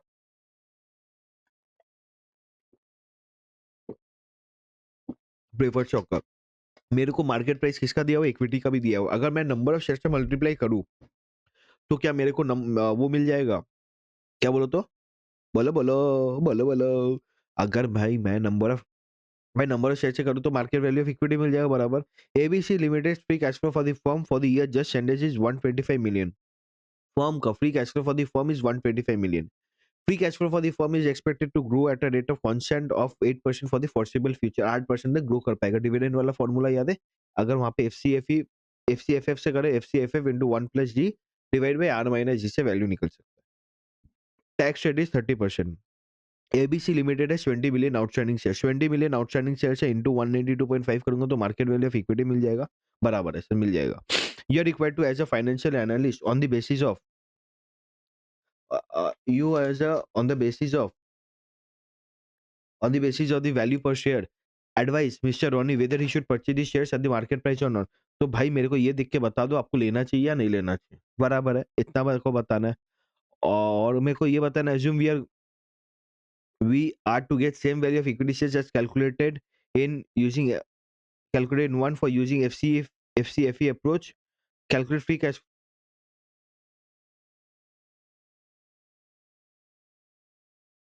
okay, using FCFF approach, calculate the free cash flow for the to the equity for the year just ended if the FCFE is expected to grow at a, मेरे को वैसे बोले FCFF से जो वैल्यू आएगा, मान लो same ही value FCFE में भी। अब मेरे को बताओ FCFE क्या है, ठीक है? मेरे को वैक करके कैलकुलेट करके बताओगे? वैक के लिए मेरे को क्या चाहिए? मेरे को कॉस्ट ऑफ डेट दिया हुआ है। मेरे को वैक के लिए क्या चाहिए? कॉस्ट ऑफ डेट दिया हुआ है, कॉस्ट ऑफ इक्विटी दिया हुआ है, कॉस्ट ऑफ प्रेफरेंस शेयर्स दिया हुआ है और मेरे को के स्ट्रक्चर दिया हुआ है। तो 8.6 इंटू 1 माइनस 0.3 जो आया multiplied by 20% plus 11 into 30% plus 13 into 50%। मेरे को वैक मिल गया, आर मिल गया, वैक मतलब आर मिल गया। मेरे को एफसीएफएफ पता था, एफसीएफएफ कितना था? एफसीएफएफ इज 125 मिलियन। इसको मैं ग्रो कितना से करवाऊंगा? ग्रो करवाऊंगा 1.08 से। मेरा जो आर है उससे 0.08 करूंगा। क्या मेरे को आंसर निकल जाना चाहिए? वैल्यू ऑफ द शेयर 4500 मिल गया, ठीक है। अब मेरे को बोला गया कि value of the company assume we are to get same value of equity as calculated in one for using FCFE approach, calculate free cash flow to the equity for the year just ended if FCFE expect to growth data, the free cash flow to the equity for the foreseeable future 8.5। तो क्या बोलता है मेरा value of the firm ये है। Value of the firm से अगर मैं डेट को माइनस कर दूंगा तो मैं वैल्यू ऑफ इक्विटी निकल जाएगा 275 मिलियन और सॉरी प्रेफर्ड स्टॉक भी माइनस कर दूंगा तो 275 120। तो मेरे को वैल्यू ऑफ इक्विटी मिलियन मिल गया। तो नंबर ऑफ इक्विटी शेयर्स अगर मैं मल्टीप्लाई करूं पहला वाला क्या नाम है, हाँ, तो पहले वाले का सॉरी एफसीएफएफ से मेरे को वैल्यू मिल गया, तो मेरे को वैल्यू ऑफ इक्विटी शेयर मिल जाएगा 205 बराबर। तो भाई अगर 205 है तो मेरा प्राइस एक्चुअली अभी चल रहा है 182, मेरा प्राइस होना चाहिए 205.25। तो ऑब्वियसली अंडर प्राइस है तो मैं ले लूँगा, बराबर है। अब मेरे को बोला free cash flow for equity निकालना है। मेरे को ये बताओ प्राइस निकल गया 205.25, 205.25 निकल गया। मेरे को पता है एफसीएफ ही निकालना है, ठीक है? 1 प्लस जी कितना था? जी है मेरा 8.5, तो 1.085 कर दूँ। आर है मेरा, आर कितना है? आर है 11%, आर है 11% माइनस 0.085, तो 0.11 माइनस 0.085 इन 0.11 माइनस 0.085 इंटू 205.25 जो आया डिवाइड बाय 1.085। एफसीएफई आना चाहिए आपका 4.79 मेरा कुछ आ रहा है, ऐसा क्यों? और एक बार करूँ क्या? 20205.25 इंटू वैक कितना आया था? वैक आया था 13 बचे। Okay okay, sorry sorry. मैं वैक क्यों लूंगा? मैं अगर इक्विटी का निकाल रहा हूँ मैं तो के ही लूंगा ना, तो के ही मेरा 13 था। भाई मेरा भी दिमाग काम नहीं कर रहा। 4.5 बराबर, सॉरी 205.25 इंटू 4 पॉइंट इंटू 0.045 जो आया डिवाइड बाई 1.085, तो आपका 8.52 आएगा। 8.52 मेरा free cash flow to equity है, दैट इज द आंसर। वो multiplied by number of shares कर दोगे तो वो भी निकल जाएगा। क्लियर है? इजी है। ये वाला फॉर यूजिंग एफसीएफए अप्रोच होगा। ठीक है, बराबर है। समझ आया क्या? क्वेश्चन समझ आया? कोई डाउट है क्वेश्चन में? कोई डाउट है बताओ?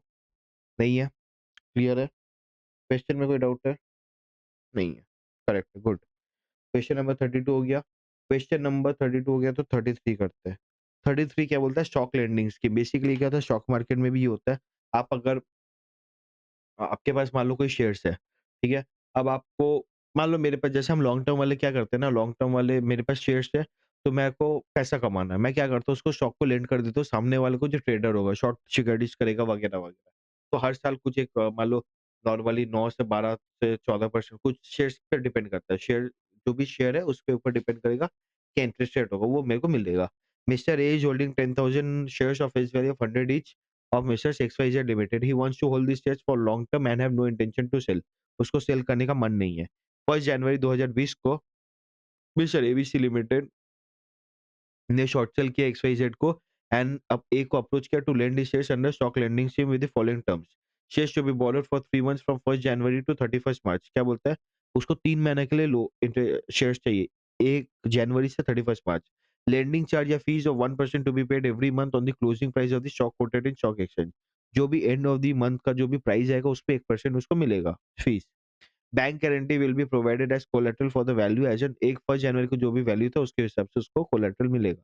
Other information cost of bank guarantee is 8% per annum. अभी कॉस्ट ऑफ बैंक गारंटी जो है, जो बैंक है उसका खर्चा 8% है। On 29 February XYZ declare dividend of 25%। Closing price of XYZ दिया हुआ है मेरे को 1 जनवरी का, 31 जनवरी का, 29 फरवरी का, 31 मार्च का। तो मेरे को कौन से तीनों प्राइस से निकालना है?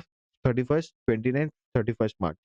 Share price in scenario 1 bullish, share price in scenario 2 bullish. You are required to find out earning of mister A through stock lending in both the scenarios. Both the scenarios पे मेरे को earning बताओ। Total total earning of mister A during 1 January to in both the scenarios. Earning of mister A का earnings बताओ। ठीक है, तो mister A का अर्निंग और व्हाट इज द प्रॉफिट और loss of to misters ABC by shorting through lending. चलो एक पहले एक एक कर लेते हैं। ए का कर लेते हैं। ए का लेंडिंग फी क्या है ये बताओ। ए को उसको लेंडिंग फी कितना मिला?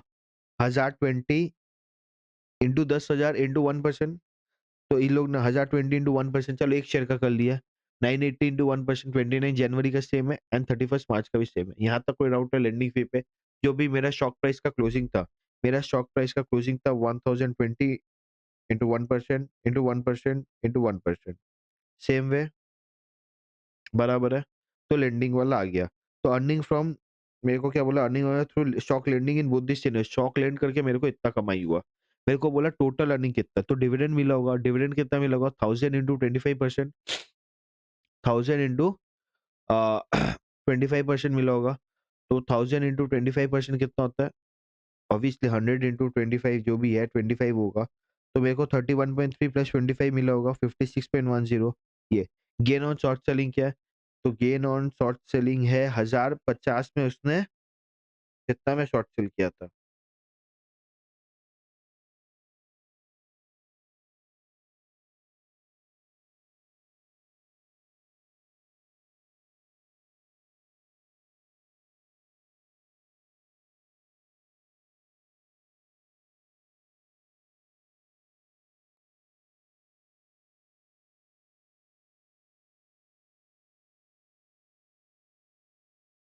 दोनों में 1000 में किया था, ठीक है? तो 31 जनवरी को क्या हुआ 1050 हो गया प्राइस। उसने शॉर्ट सेल किया था 1000 पे। प्राइस 1050 हो गया, लॉस हुआ 50 रुपीज़ का लॉस हुआ। 50 रुपीज़ का लॉस हुआ 10,000 तो 50,000 का लॉस 50 रुपीज़ का लॉस हुआ 10,000 तो 5 लाख का लॉस हुआ। सेकंड वाले शिप पे ये वाले 5 लाख का लॉस हुआ। इस पे क्या हुआ 1000 पे उसने शॉर्ट सेल किया 940 हो गया। तो 60 रुपए का मुनाफा हुआ 6 लाख रुपए प्रॉफिट होगा। बराबर है। फिर लेंडिंग फी उसने दिया 31.28 बैंक गारंटी कितना दिया? 1000 इंटू 10,000 1000 इंटू 8% मतलब 8 रुपया होता है, सॉरी 80 रुपया होता है।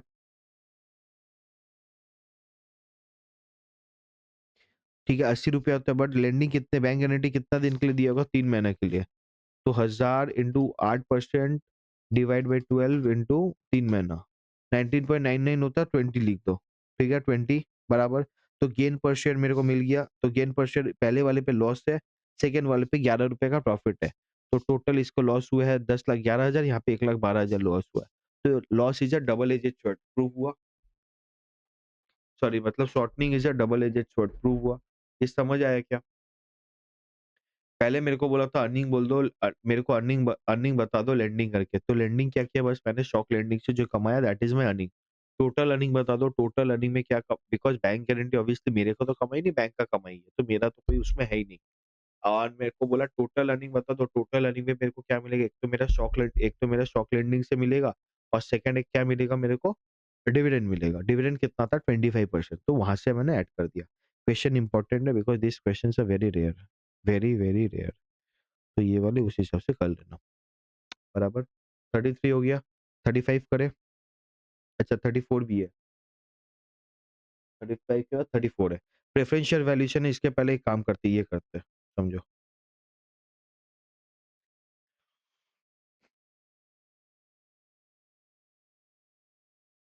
ये खत्म करते हैं।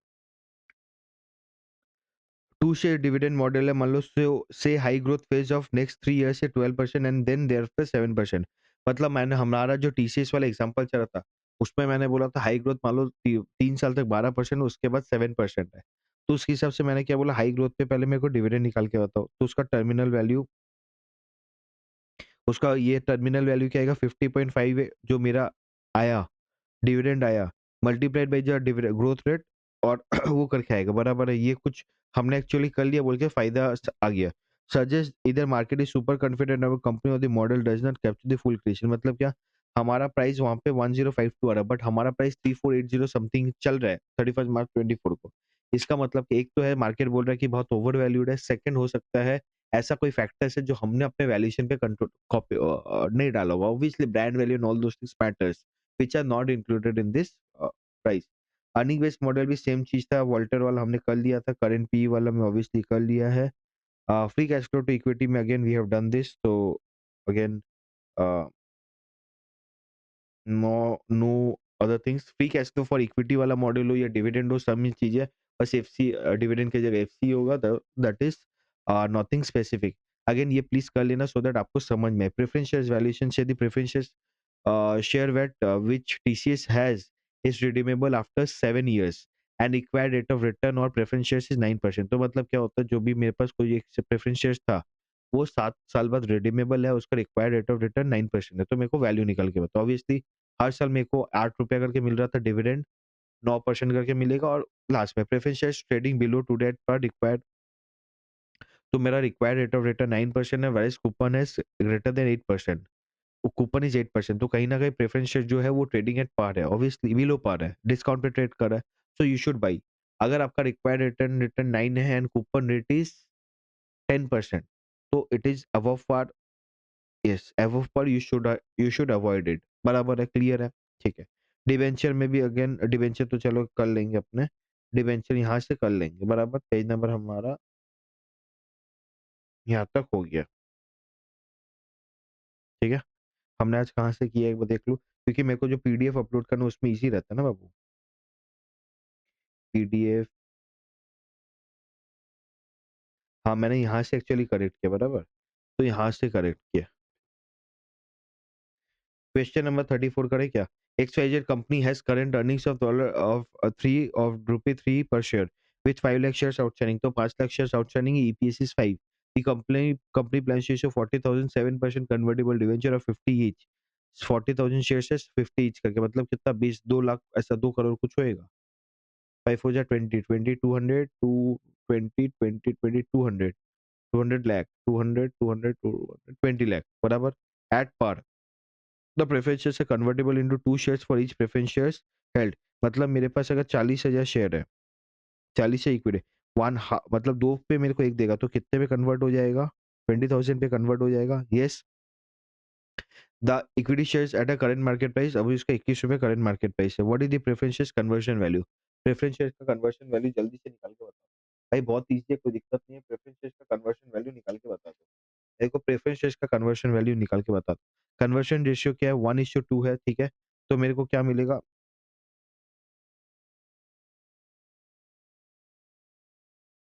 सॉरी 1:2 नहीं है, convertible into 2 shares for each preference है। एक शेयर पे 2 मिलेगा, तो एक्चुअली कितना मेरे को मिलेगा? कितना इशू करना है? 80,000 इशू करना है, बराबर। तो कन्वर्शन वैल्यू क्या? आज शेयर प्राइस का दाम कितना है? 2 into 21 माइनस 50, 2 into 42 माइनस 8, तो मेरा, अच्छा मैंने प्रीमियम ही बोल दिया क्या?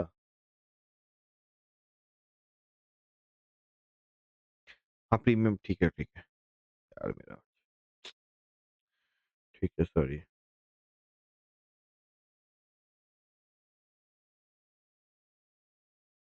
कन्वर्शन वैल्यू क्या आएगा? कन्वर्शन वैल्यू का 21 into 2 बराबर है, क्योंकि भाई 21 रुपया पर शेयर है, मेरे को कितना मिलेगा? 2 शेयर, तो 42 होगा। कन्वर्जन प्रीमियम क्या है?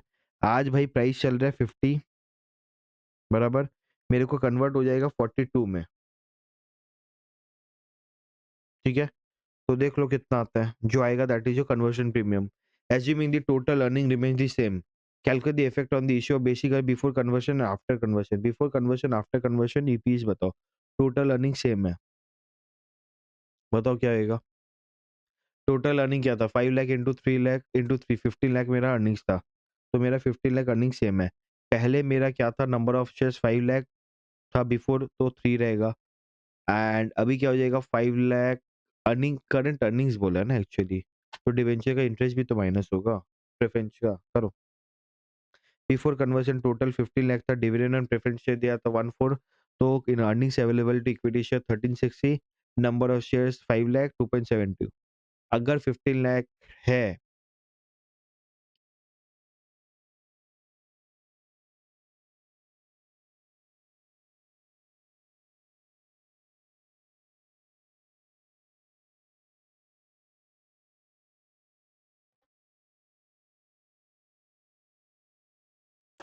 अगर 15 लाख है, आफ्टर कन्वर्जन क्या आएगा? तो आफ्टर कन्वर्जन ऑब्वियसली 15 लाख के कन्वर्ट हो जाएगा, तो भाई प्रेफरेंस देना नहीं पड़ेगा, तो 2.59 हो जाएगा, बराबर है। यहाँ तक कोई डाउन? डाइल्यूटेड ईपीएस हमने एफआर में सीखते हैं हम।